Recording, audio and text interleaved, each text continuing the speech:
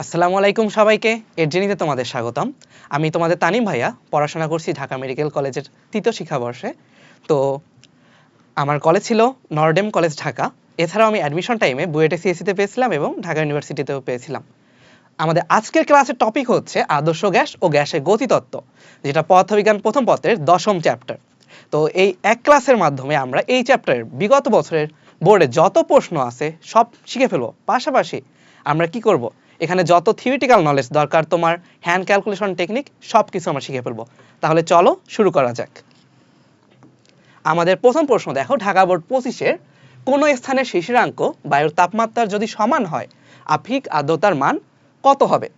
তাহলে ভাইয়া একদম বেসিক কথা হচ্ছে শিশিরাঙ্ক আসলে কি। শিশিরাঙ্ক একটা তাপমাত্রা, যে তাপমাত্রায় কোনো স্থানের বায়ু কি হবে, কোনো স্থান তার অভ্যন্তরীণ বায়ু দ্বারা সম্পৃক্ত হবে। সম্পৃক্ত অবস্থা মানে কি, বায়ুতে যতটুকু জলীয় বাষ্প থাকলে একদম হাইয়েস্ট পয়েন্টে পৌঁছাবে, ঠিক আছে। এর থেকে যদি বেশি জলীয় বাষ্প হয় তাহলে সেটা তরলীকৃত হবে। তো আমরা এখানে কি করব, শিশিরাঙ্ক হচ্ছে যখন বায়ুর তাপমাত্রা সমান হবে, অর্থাৎ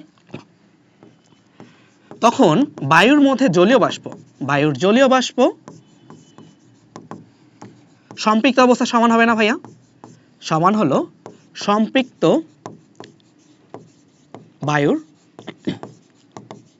জলীয় বাষ্পের সমান হবে। সম্পৃক্ত বায়ুর জলীয় বাষ্পের সমান। তুমি একটু চিন্তা করো, ধরো আমার সম্পৃক্ত হতে জলীয় বাষ্প লাগতো 5 কেজি, ঠিক আছে, একটা নির্দিষ্ট আয়তনে কিন্তু।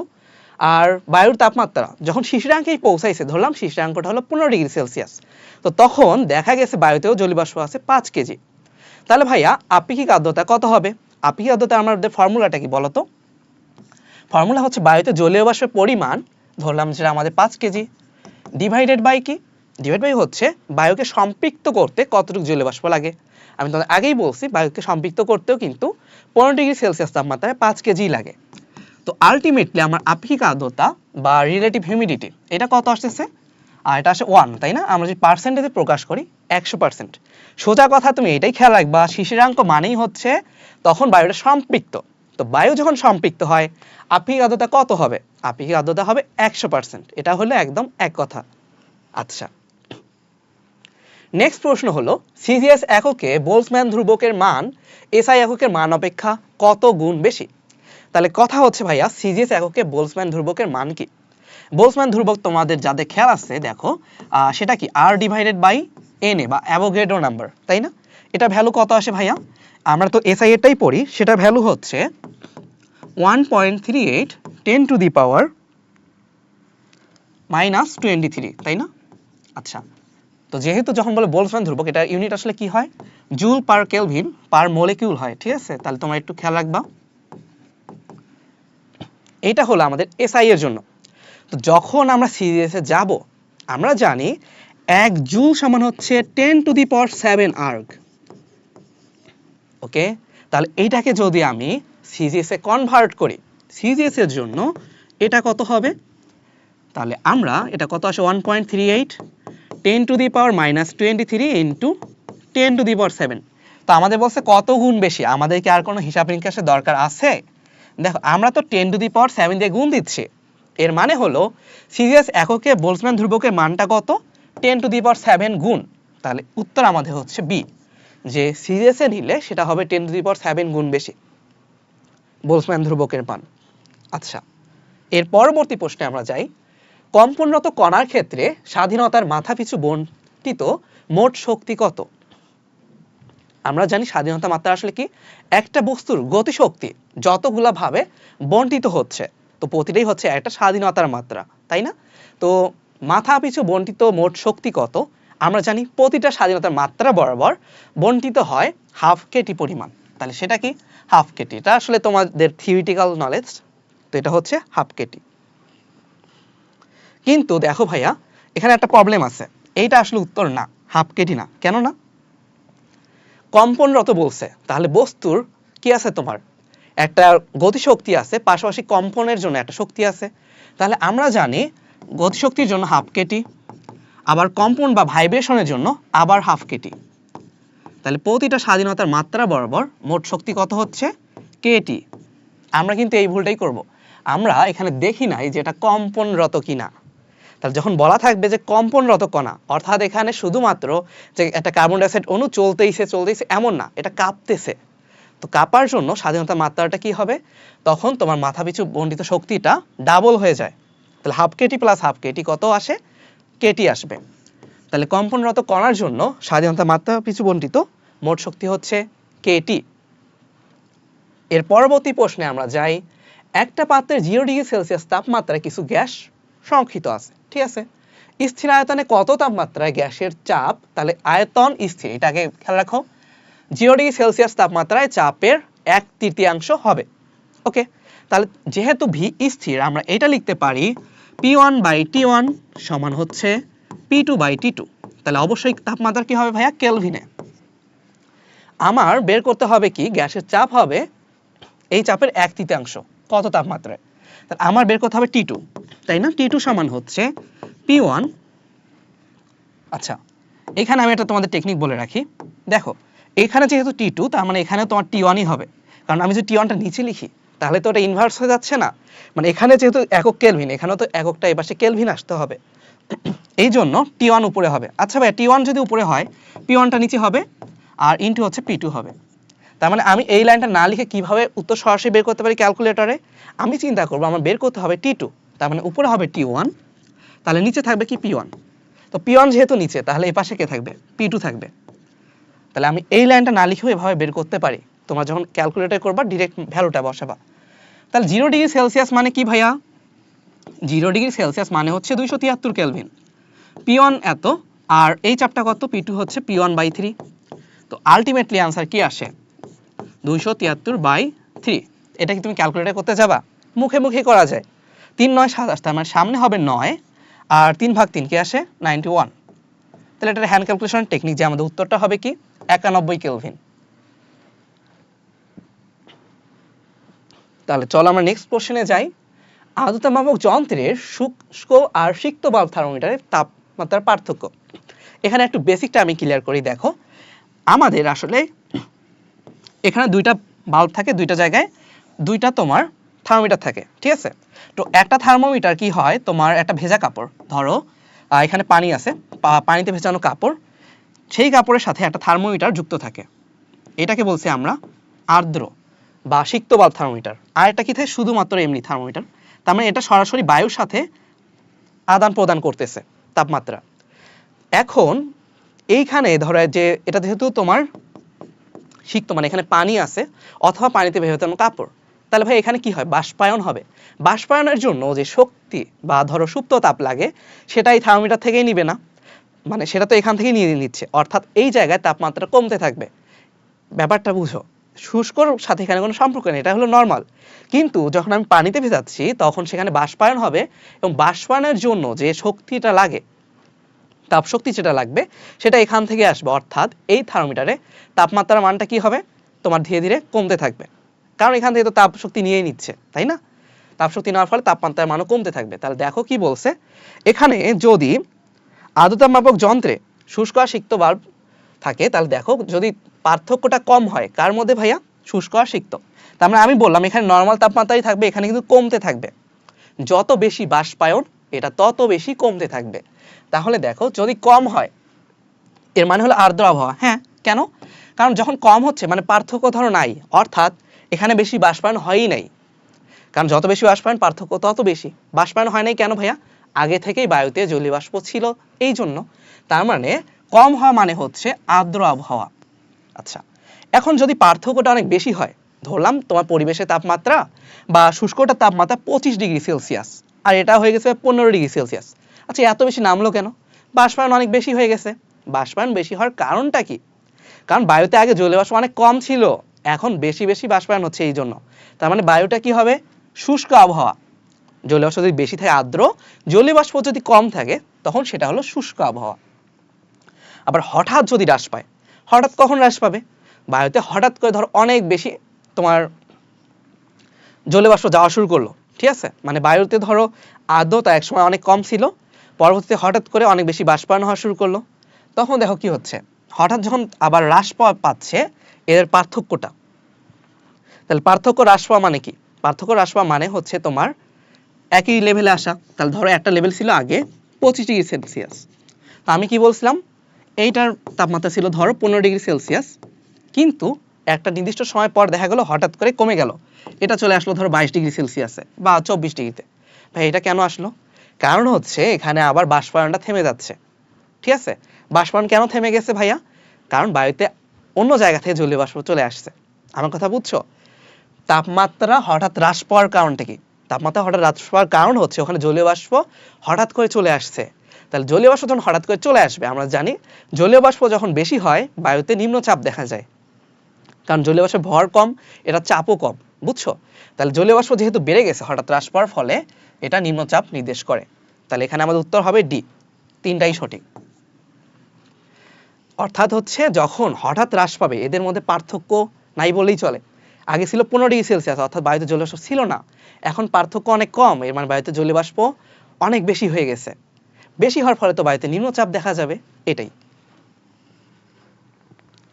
এরপরে দেখো স্থির চাপে গ্যাসের তাপমাত্রা বনাম ঘনত্বের লেখচিত্র কোনটা? এখানে একটা বেসিক তোমাদের ক্লিয়ার করি, আমরা সূত্রে পরে যাব, বাট তাও আমি বলে রাখি রো সমান কি আমরা জানি PM/RT। তো এখান থেকে আমরা দেখতেছি ব্যস্তানুপাতিক। যাই হোক, আমার কথা হচ্ছে তাপমাত্রা দিলে কি হবে, গ্যাসের অণুগুলা ধরো দুইটা অণু আগে এই দূরত্বে ছিল, এখন এদের ডিস্টেন্সটা অনেক বেশি বেড়ে যাবে, তাহলে ফাঁকা ফাঁকা হয়ে গেল না, ঘনত্ব কমে গেল। তাহলে তাপমাত্রা বাড়লে ঘনত্ব কমে, অর্থাৎ ব্যস্তানুপাতিক সম্পর্ক। আচ্ছা ভাই, ব্যস্তানুপাতিক সম্পর্কে গ্রাফটা কিরকম হয়? গ্রাফটা হয় এরকম, আয়তাকার অধিবৃত্ত। এটা আসলে কিভাবে হয় এটা জাস্ট আমি তোমাদের একটু আইডিয়া দিয়ে পড়াই, তোমাদের একটু বেসিকটা ক্লিয়ার করি গ্রাফগুলোর, তাহলে গ্রাফ মুখস্থ করা লাগবে না। দেখো আমাদের একটা সম্পর্ক যদি এমন y সমান 1/x, তাহলে আমরা একটা ঢাল নির্ণয় করি, dy dx সমান কত আসে ভাইয়া? -1/x²। তো এখন দেখো x যখন 0 তখন ঢাল বা স্লোপ কত? ইনফিনিটি। আসলে এটা কত ইনফিনিটি দেখো ভাইয়া, মাইনাস ইনফিনিটি আসে। আচ্ছা, আর x এর মান যখন বাড়তে থাকবে, ধরো x এর মান যখন ইনফিনিটি হচ্ছে, স্লোপের মান তখন হবে 0। এই গ্রাফটা আমি কিভাবে আঁকবো? ধরো আমি জানি না গ্রাফটার শেপ কিরকম হয়, তাহলে আমি সবার আগে দুটো এক্সিস এঁকে নিব, একটা হলো y আর একটা হচ্ছে x। আমার দেখতেছি কি x যখন 0 স্লোপ হলো মাইনাস ইনফিনিটি, স্লোপ ইনফিনিটি মানে তুমি মাথায় রাখবে এটা একটা খাড়া রেখা, তাহলে আমরা এখানে একটু খাড়া রেখা আঁকবো। এরপর দেখছি x যত বাড়তেছে স্লোপের মানটা তত 0 হবে। স্লোপ 0 মানে কি ভাই? এটা সোয়ানো রেখা না, একটা অনুভূমিক রেখা, তাহলে এটা কি হবে? ধীরে ধীরে কমতে কমতে সোয়ানো হয়ে যাবে। তাহলে গ্রাফ আঁকাটা তোমরা কি বুঝছো? প্রতিটা পয়েন্টে কি হবে তোমার, এটা ঢালটা ধীরে ধীরে কমতেছে।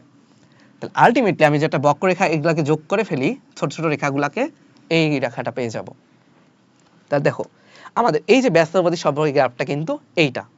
তাহলে আমরা কি শিখলাম? আমরা ঢাল নির্ণয় করে ঢালগুলোকে ধর একটু একটু করে ছোট ছোট ঢাল আঁকলাম, এরপর এগুলোকে যে আমি যুক্ত করে যে বক্ররেখাটা পাবো সেইটাই হবে এই গ্রাফটা। এই রকমের গ্রাফ আমরা সামনে আরো দেখবো কিভাবে সলভ করা লাগে। যতগুলো গ্রাফই আসবে আমি তোমাদের একদম বেসিক ক্লিয়ার করে দিব, যে যাতে তোমার কোনো মুখস্থ করা না লাগে যে ভাই এটা শেপ এইরকম, এটা শেপ এইরকম। আচ্ছা, আমরা পরের কোশ্চেনে যাই। এটা দেখো কি বলছে, বি সিলিন্ডারে হিলিয়াম গ্যাসের আয়তন কত? তাহলে আমাদের একটা সিলিন্ডার দেওয়া আছে, কি বলছে? এই উদ্দীপকের আলোকে যেটা প্রশ্ন উত্তর দিতে হবে। তো এখানে দেখো আমাদের হিলিয়াম গ্যাস এসটিপি তে আছে, হিলিয়াম গ্যাস আছে এসটিপি তে, এখানে ভর কত? 8 গ্রাম। আর এটা এ পাত্র আর বি পাত্রের জন্য কত ভাইয়া? টি সমান হচ্ছে 127 ডিগ্রি সেলসিয়াস, একটু হয়তো দেখা যাচ্ছে না, এটা টি সমান হচ্ছে 127 ডিগ্রি সেলসিয়াস, পি হচ্ছে 70 সেন্টিমিটার পারদ চাপ বা 70 সিএম মার্কারি। তাহলে এটাকে আমাদের বের করতে হবে এটা আয়তনটা কত। তাহলে আমরা আয়তনের ফর্মুলাতে চলে যাই। আমাদের আয়তনের ফর্মুলা কি হচ্ছে ভাইয়া? আমাদের আয়তনের ফর্মুলা হলো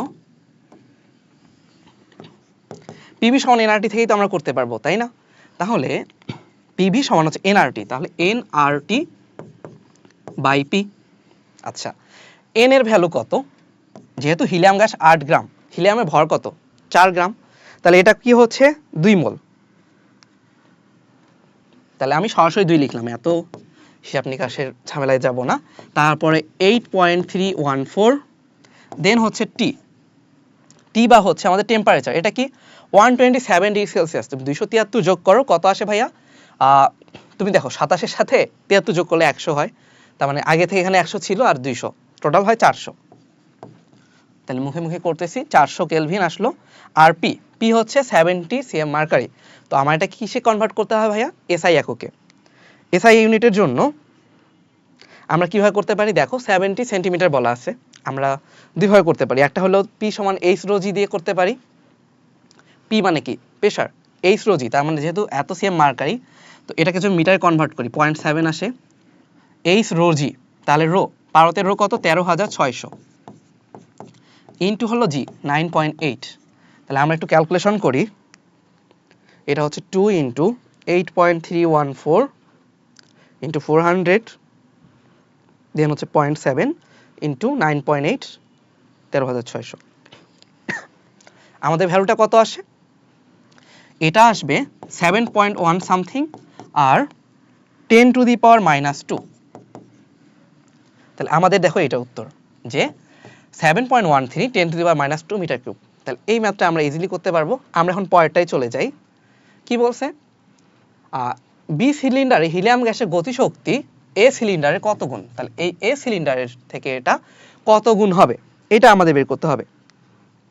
তাহলে আমরা জাস্ট আগে ফর্মুলাটা মনে করি, যে একটা হিলিয়াম কি আসলে? হিলিয়াম হচ্ছে আমাদের এক পারমাণবিক গ্যাস। তো এই এক পারমাণবিক গ্যাসের জন্য গতিশক্তির ভ্যালুটা কি আসে? আমরা যদি করি বি এর কত, আচ্ছা তাহলে অনুপাতটা হচ্ছে ইবি বাই ইএ।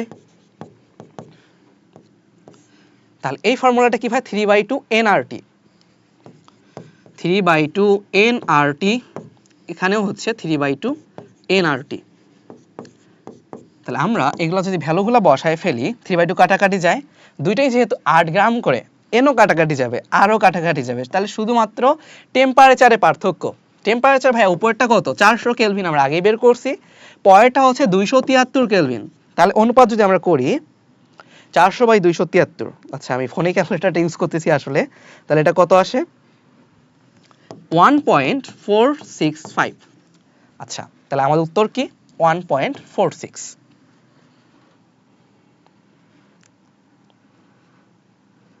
আচ্ছা ভাইয়া, তাহলে আমরা নেক্সট কোশ্চেনে যাই। বাষ্পায়ন কিসের উপর নির্ভর করে না? বাষ্পায়ন জিনিসটা আসলে কি? বাষ্পায়ন হচ্ছে আমাদের ভাবতে পারো তুমি যদি তাপ অ্যাপ্লাই নাও করো, তবুও ওখানে তোমার গ্যাসের মানে তরল থেকে গ্যাস হওয়ার প্রক্রিয়া বা বাষ্প হওয়ার যে প্রক্রিয়া, বাষ্প তৈরি প্রক্রিয়াটাই বাষ্পায়ন। তাহলে বলতে পারো ভাইয়া বাষ্পীভবন ছিল একটা আর বাষ্পায়নটা কি একই? প্রায় অনেক একই, কিন্তু বাষ্পীভবনে আমরা তাপ দেই, বাষ্পায়নটা স্বতঃস্ফূর্ত প্রক্রিয়া। এর মানে কি ভাইয়া? ধরো এখানে একটা তরল আছে, এই তরলের মধ্যে কি হয় ভাইয়া? এই তরলে অণুটা বাইরে চলে আসলো। কেন বাইরে চলে আসলো? এটা হইতে পারে যে বাইরে থেকে একটা বায়ুমণ্ডলকে ধাক্কা দিয়েছে, ধাক্কা দিয়ে ওকে বাইরের দিকে নিয়ে গেল। বুঝছো আমার কথাটা? তার মানে এই অণুটা যে কোনোভাবে শক্তি পেয়ে যদি এই সারফেস থেকে বের হয়ে যায়, তাহলে এটাকে বাষ্পায়ন বলবো।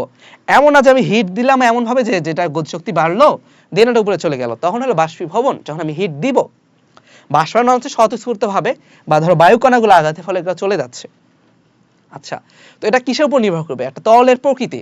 ধরো তরলটাই যদি হয় উদ্বায়ী, উদ্বায়ী তরল বলতে কি বোঝায়? ধরো ওখানে খুবই সহজে অণুগুলো বের হয়ে বাষ্পীভূত হইতে পারে, সেটার প্রকৃতির উপরে। আচ্ছা, তরলের তাপমাত্রার উপরে। তরলের তাপমাত্রা যদি বেশি থাকে, অবভিয়াসলি এদের গতি কি বেশি হচ্ছে, আগে থেকেই শক্তি বেশি, তাহলে একটা বায়ুর কণা এসে আঘাত করলো, তাহলে তো শক্তি একটু পেয়ে গেল, বাড়তি শক্তি নিয়ে উপরে চলে গেল, এটাও পসিবল। বায়ুর তাপমাত্রার উপর, হ্যাঁ বায়ুর তাপমাত্রার উপর ডিপেন্ড করতেছে। বায়ুর তাপমাত্রা বাড়লে বায়ুর অণুপরমাণুগুলো বেশি জোরে আঘাত করা শুরু করবে না, এটার উপর ডিপেন্ড করে। কিন্তু তরলের আয়তনের উপর কি ডিপেন্ড করবে? মানে এটা ধরো একটা পাত্র, হ্যাঁ এটা ক্ষেত্রফলের উপর ডিপেন্ড করে। পৃষ্ঠতলের ক্ষেত্রফল যত বেশি হবে বাষ্পায়ন তত বেশি হবে, কারণ বায়ুর কণা ধরো তত বেশি এসে আঘাত করবে, মানলাম। কিন্তু আমি সেটাকে গভীরতা ধরো বাড়াই দিলাম, তার মানে আয়তন বাড়লো। ক্ষেত্রফল উপরেটা ঠিক আছে, আয়তন বাড়লো। এখানে কি বাষ্পীভবনের রেটে কোনো চেঞ্জ হবে? বাষ্পীভবন কি এই অণুর হচ্ছে, নাকি শুধু পৃষ্ঠতলেগুলোর হচ্ছে? পৃষ্ঠেগুলোই তো আগে হচ্ছে। তার মানে তরলের আয়তনের উপর ডিপেন্ড করবে না, বাষ্পায়ন নির্ভর করে এগুলোর উপর ডিপেন্ড করতেছে, তরলে পৃষ্ঠতলের উপর ডিপেন্ড করে, কিন্তু আয়তনের উপর নির্ভর করে না। তাহলে এটাই হচ্ছে আমাদের প্রশ্নটা। যদিও আমাদের বইতে ধরো বাষ্পায়নের কনসেপ্টটা পুরোপুরি দেওয়া নাই এই চ্যাপ্টারের মধ্যে। তাহলে দেখো এরপর, স্থির চাপে গ্যাসের তাপমাত্রা বনাম ঘনত্বের চিত্র কোনটা?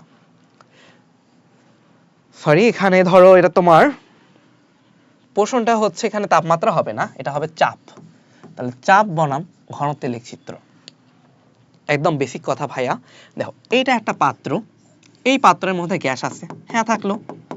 এখন আমি পাত্রটাকে চাপ দিয়ে সংকুচিত করে ফেললাম, ঠিক আছে? তাহলে এখনো এই গ্যাসের অণুগুলো এখানে আছে না, অর্থাৎ কি আয়তন কমে গেছে। চাপ দিলে যেহেতু আয়তন কমতেছে ঘনত্ব বাড়বে, ঠিক আছে? অথবা তোমার যদি এটাও খেয়াল না থাকে, তুমি এই ফর্মুলা খেয়াল রাখবা, রো সমান PM/RT। তাহলে রোটা হচ্ছে চাপের সমানুপাতিক। তো যখন সমানুপাতিক হয় গ্রাফটা কি হয়, মূলবিন্দুগামী সরল রেখা। তাহলে গ্রাফটা হবে আমার এটা মূলবিন্দুগামী সরলরেখা হবে। আচ্ছা, এর পরবর্তী প্রশ্নে আমরা যাই, গ্যাস ধ্রুবক কে এর মান। এই প্রশ্নটা দেখলে অনেকেই তোমার মাথা চুলকাবা যে ভাইয়া গ্যাস ধ্রুবক এটা কি মোলা গ্যাস ধ্রুবক? না তো, ওটা তো আর। তাহলে এই কে আসলে কি? এই কে হচ্ছে কে সমান nr। তাহলে গ্যাস ধ্রুবক কে মানে কি ভাইয়া? n ইন্টু আর। n কি? n হচ্ছে মোল সংখ্যা, n হলো মোল সংখ্যা। তাহলে আমার গ্যাসের মোল সংখ্যার উপর নির্ভর করে, এক নাম্বার ঠিক আছে। গ্যাসের ভরের উপর নির্ভর করে, হ্যাঁ 8 গ্রাম অক্সিজেন আর 16 গ্রাম অক্সিজেন, কোনটায় মোল সংখ্যা বেশি? 16 গ্রামে বেশি, তাহলে ওটা কি গ্যাস ধ্রুবকের মানটাও বেশি। ওকে ভাইয়া। এরপর হলো প্রমাণ তাপমাত্রা ও চাপের উপর নির্ভর করে। আর কি কখনো তোমার প্রমাণ তাপমাত্রা চাপের উপর ডিপেন্ড করে? না, এটা তো সর্বজনীন গ্যাস ধ্রুবক। তাহলে আবার মোল সংখ্যাও কি চাপের উপর নির্ভর করে বা তাপমাত্রার উপরে? তাও না। তাহলে গ্যাস ধ্রুবক কি নির্ভর করবে? অবভিয়াসলি না। তাহলে আমাদের উত্তর হচ্ছে 1 আর 2, তাই না? তাহলে আমাদের উত্তর 1 আর 2। আচ্ছা, এরপর দেখো ভাইয়া,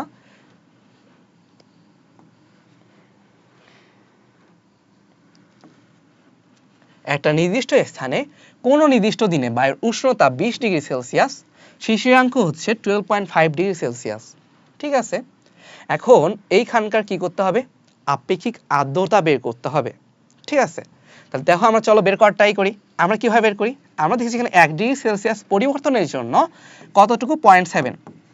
যেহেতু এমসিকিউ, আমি কি এটা তোমার সিগের মতো করে দেখাবো? জাস্ট শর্টকাটে বলি, 1 ডিগ্রি সেলসিয়াস পরিবর্তনে কতটুকু পরিবর্তন? 0.7। আচ্ছা, তাহলে ভাই 0.5 ডিগ্রি সেলসিয়াস বাড়াতে কত হচ্ছে? তাহলে এটা হলো 0.7 ইন্টু 0.5। তাহলে 12তে যেটা ছিল সেটার সাথে কি হবে? এই অংশটা যোগ হবে। তাহলে এটাকে আমি যদি 9.2 এর সাথে যোগ করি, তাহলে আমাদের ওই 12.5 ডিগ্রি সেলসিয়াস তাপমাত্রায় কতটুকু জলীয় বাষ্প আছে সেটা আমরা বের করতে পারবো। তো আমরা একটু ক্যালকুলেশন করি। দেখো 9.2 প্লাস 0.7 ইন্টু 0.5, মুখে মুখেও করা যায়। 0.7 এটাকে যদি তুমি 0.5 মানে কি 2 দিয়ে ভাগ দাও, তাহলে 7কে 2 দিয়ে ভাগ দিলে কি হয়? 7কে 2 দিয়ে ভাগ দিলে হয় 3.5 না, তাহলে এটা হবে কি 0.35। তাহলে 0.35 কে তুমি এটার সাথে যুক্ত করো, কত আসে? 9.55।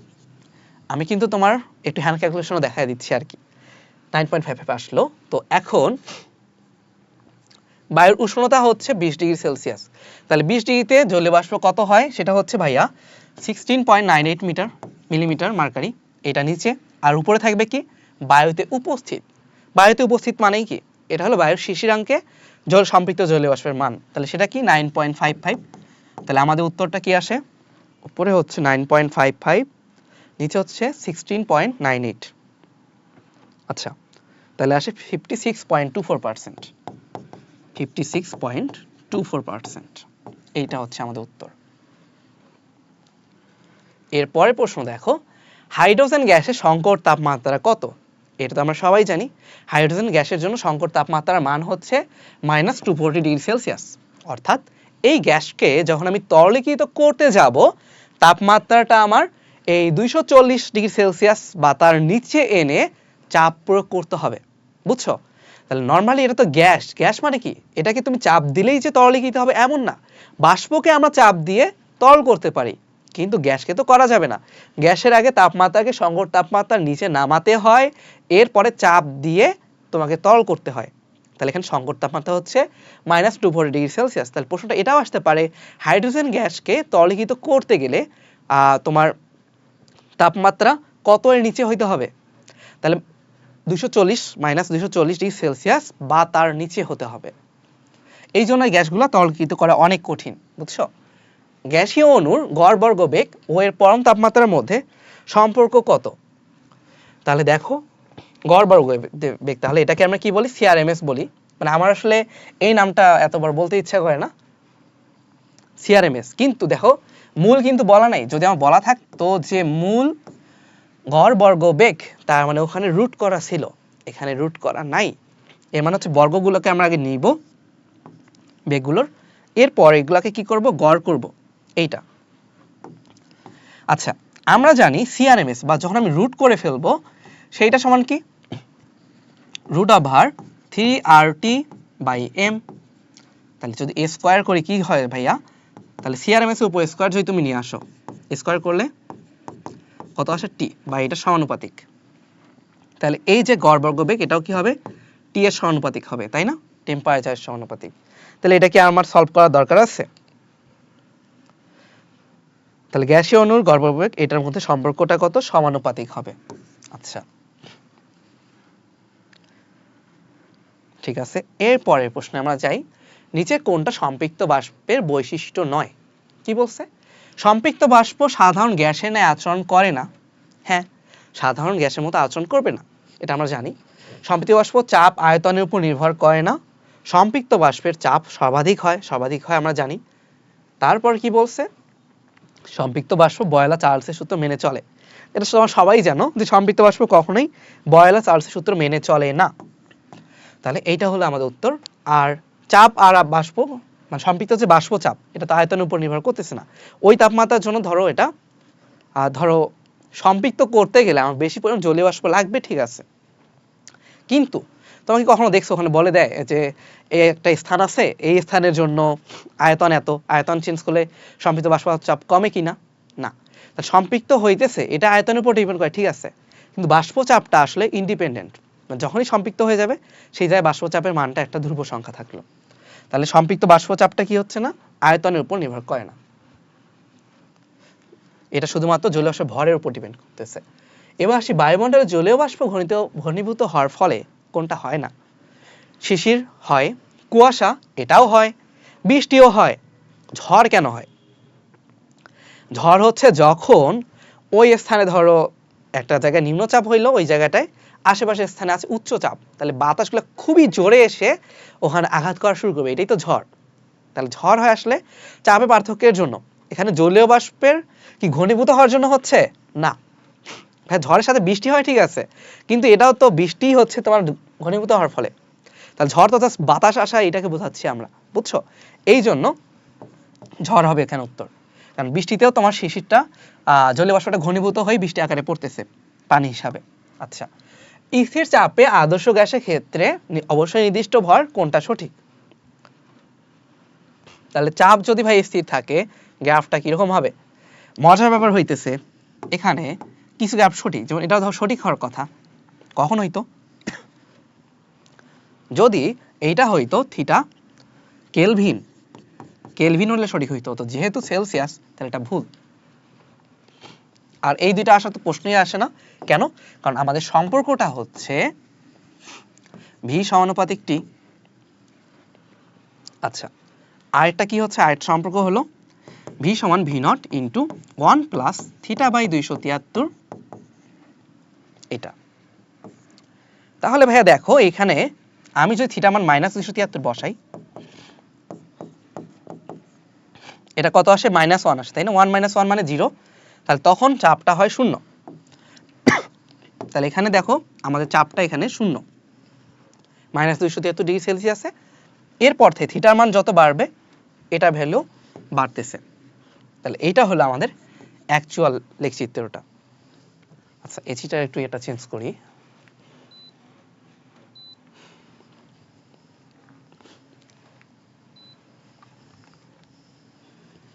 আচ্ছা, এরপর দেখো ভাইয়া হিলিয়াম গ্যাসের স্বাধীনতা মাত্রা কত? হিলিয়াম গ্যাস কি? একটা এক পারমাণবিক গ্যাস। তো এক পারমাণবিক গ্যাসের জন্য স্বাধীনতা মাত্রা আসলে কত হয়? এটার জন্য স্বাধীনতা মাত্রা হয় আমরা জানি এক পারমাণবিকের জন্য 3, দ্বিপারমাণবিকের জন্য 5, আর বহু পারমাণবিকের জন্য 6। তাহলে দ্বি হলে 5, বহু হলে 6। আচ্ছা, এর পরের প্রশ্নটা দেখো, আদর্শ গ্যাস অণুর ক্ষেত্রে প্রযোজ্য কোনটা? সংঘর্ষগুলো অস্থিতিস্থাপক না, এখানে তো গতিশক্তি সংরক্ষিত থাকে, তাহলে সংঘর্ষ কি হয় ভাইয়া? ওয়েট আমি একটু,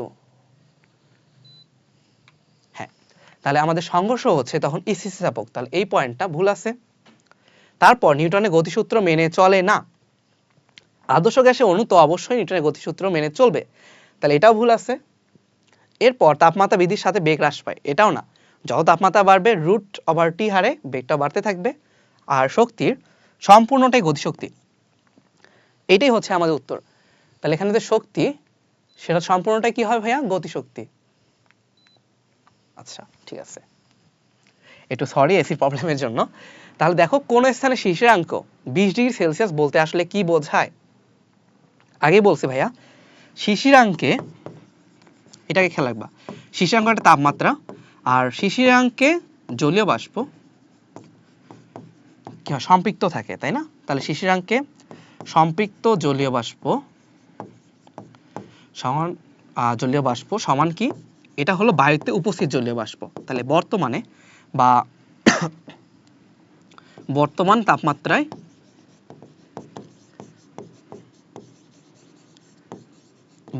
তাপমাত্রায় উপস্থিত জলীয় বাষ্প, উপস্থিত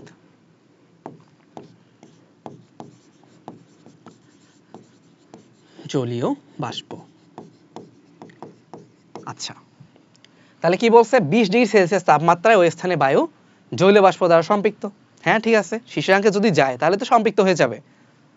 এরপর 20°C তাপমাত্রায় জলীয় বাষ্প দ্বারা ক্ষমতা সর্বোচ্চ, তাহলে এই 20°C তাপমাত্রায় কি হবে? সরি, এটা হবে জলীয় বাষ্পের ধারণ ক্ষমতাটা সর্বোচ্চ আর কি, বুঝছো? অর্থাৎ যতটুকু থাকা দরকার ততটুকু ওখানে আছে। আবার 20°C তাপমাত্রায় বাষ্পটা ঘনীভূত হতে শুরু করে। তাহলে দেখো কি বলছে? 20°C তাপমাত্রায় জলীয় বাষ্প দ্বারা ক্ষমতা সর্বোচ্চ। আচ্ছা, এখন শিশিরাঙ্কের সাথে তোমার কি ক্ষমতার কোনো সম্পর্ক আছে এখানে? না, শিশিরাঙ্কের সাথে কিন্তু আসলে ক্ষমতাটার সম্পর্ক নাই। আর এখানে ব্যাপারটা হচ্ছে তোমার তাপমাত্রা যত বাড়বে, দেখো এটার মানটা কি হচ্ছে? 20°C তাপমাত্রায় জলীয় বাষ্প দ্বারা ক্ষমতা সর্বোচ্চ, এই জিনিসটা আসলে এখানে ভুল। কেন ভুল? কারণ একটা শিশিরাঙ্কে তোমার জলীয় বাষ্পের ক্ষমতা, মেইন কথা হচ্ছে গ্যাসের ক্ষমতা, এখানে তো এই কনসেপ্টটাই আসতেছে না। আর বাকি দুইটা পয়েন্ট হচ্ছে আমাদের সঠিক। দেখো 20°C তাপমাত্রায় ওই স্থানের বায়ু জলীয় বাষ্প দ্বারা সম্পৃক্ত, হ্যাঁ ঠিক আছে, 20°C তাপমাত্রায় জলীয় বাষ্প ঘনীভূত হতে শুরু করে। এখন শিশিরাঙ্কে আমরা জানি শিশির তৈরি হওয়া শুরু হয়, এই জন্য এটার নাম হচ্ছে শিশিরাঙ্ক। আচ্ছা, তাহলে আমাদের উত্তর হবে বি নাম্বার 1 আর 3। তাহলে এখানে জলীয় বাষ্প দ্বারা ক্ষমতা সর্বোচ্চ, এই পয়েন্টটা এখানে ভুল। তাহলে আমরা পরের প্রশ্নে যাই। এসটিপিতে 4 মোল আদর্শ গ্যাসের গতিশক্তি কত হবে? এসটিপিতে 1 মোল আদর্শ গ্যাসের গতিশক্তি কত? সেটা আমরা জানি ই সমান হচ্ছে 3/2 nRT, তাই না? মানে n মোল হলে তাহলে nRT লিখলি সরাসরি। তাহলে আমরা জাস্ট ভ্যালুগুলো বসাই, 3/2 ইনটু n মানে হচ্ছে 4, আর এর ভ্যালু কত হয়? 8.314 T। T হচ্ছে তোমার এসটিপি বলা আছে, তার মানে 273 কেলভিন। তাহলে আমরা একটু ভ্যালুগুলো বসাই, তাহলে 3/2 ইন্টু 4, 8.314 ইন্টু 23। আচ্ছা, এই ভ্যালুটা আসে 13618.33 জুল। তাহলে 13618, এটা আমাদের কোনটার সাথে মিলে? এটা মিলে হচ্ছে ডি নাম্বারের সাথে, তাহলে আমাদের উত্তর হচ্ছে ডি। আচ্ছা, এরপরে দেখো শিশিরাঙ্ক বলতে কি বুঝি? আমি তোমাদের একদম বেসিক কথা বলছি, শিশিরাঙ্ক মানেই হচ্ছে যে তাপমাত্রায় ওই স্থানে শিশির পড়া শুরু হবে, বেসিক এটা। আর আরেকটু যদি কঠিন ভাষায় বলি, সেটা হচ্ছে শিশিরাঙ্ক হলো ওই তাপমাত্রা যে তাপমাত্রায় গেলে বায়ুর মধ্যে যে জলীয় বাষ্পটা আগে থেকেই ছিল সেটা দিয়ে বায়ুটা সম্পৃক্ত হবে। তাহলে শিশিরাঙ্ক হচ্ছে একটা তাপমাত্রা যেই তাপমাত্রায় শিশির পড়া শুরু হয়, তাহলে সেটা হলো বি নাম্বার আমাদের উত্তর, তাপমাত্রা। এরপর নির্দিষ্ট তাপমাত্রায় একটা গ্যাসের চাপ 5% বৃদ্ধি করলে এর আয়তন কতটুকু হ্রাস পাবে? অনেকেই ধর ভাবতে পারো ভাই 5% বৃদ্ধি তাহলে মনে হয় 5% হ্রাস হবে। তোমাকে এখানে কিন্তু ক্যালকুলেশন করতে হবে, জাস্ট মুখে বললে হবে না। তাহলে আমরা একটু ক্যালকুলেশন করার ট্রাই করি। 5% বৃদ্ধি মানে কি ভাইয়া? এটা হচ্ছে 1.05, এটা আমরা জানি। এটার এখন ভ্যালুটা হবে 1.05। আচ্ছা, তাহলে গ্যাসের চাপ কি আগে ধরলাম, এখন তাহলে পি প্রাইম সমান হবে 1.05 পি। তাহলে আমার বয়লের সূত্র থেকে পিভি সমান কি? P prime V prime. তাহলে আমাদের এখন বের করতে হবে ভি প্রাইমটা কত। তাহলে ভি প্রাইম কত হচ্ছে? এটা হচ্ছে পিভি বাই পি প্রাইম। তাহলে কাটাকাটি যাবে, আলটিমেটলি কি আসে? V divided by 1.05। আচ্ছা, 1/1.05 এই ভ্যালুটা কত আসে আমরা একটু দেখি।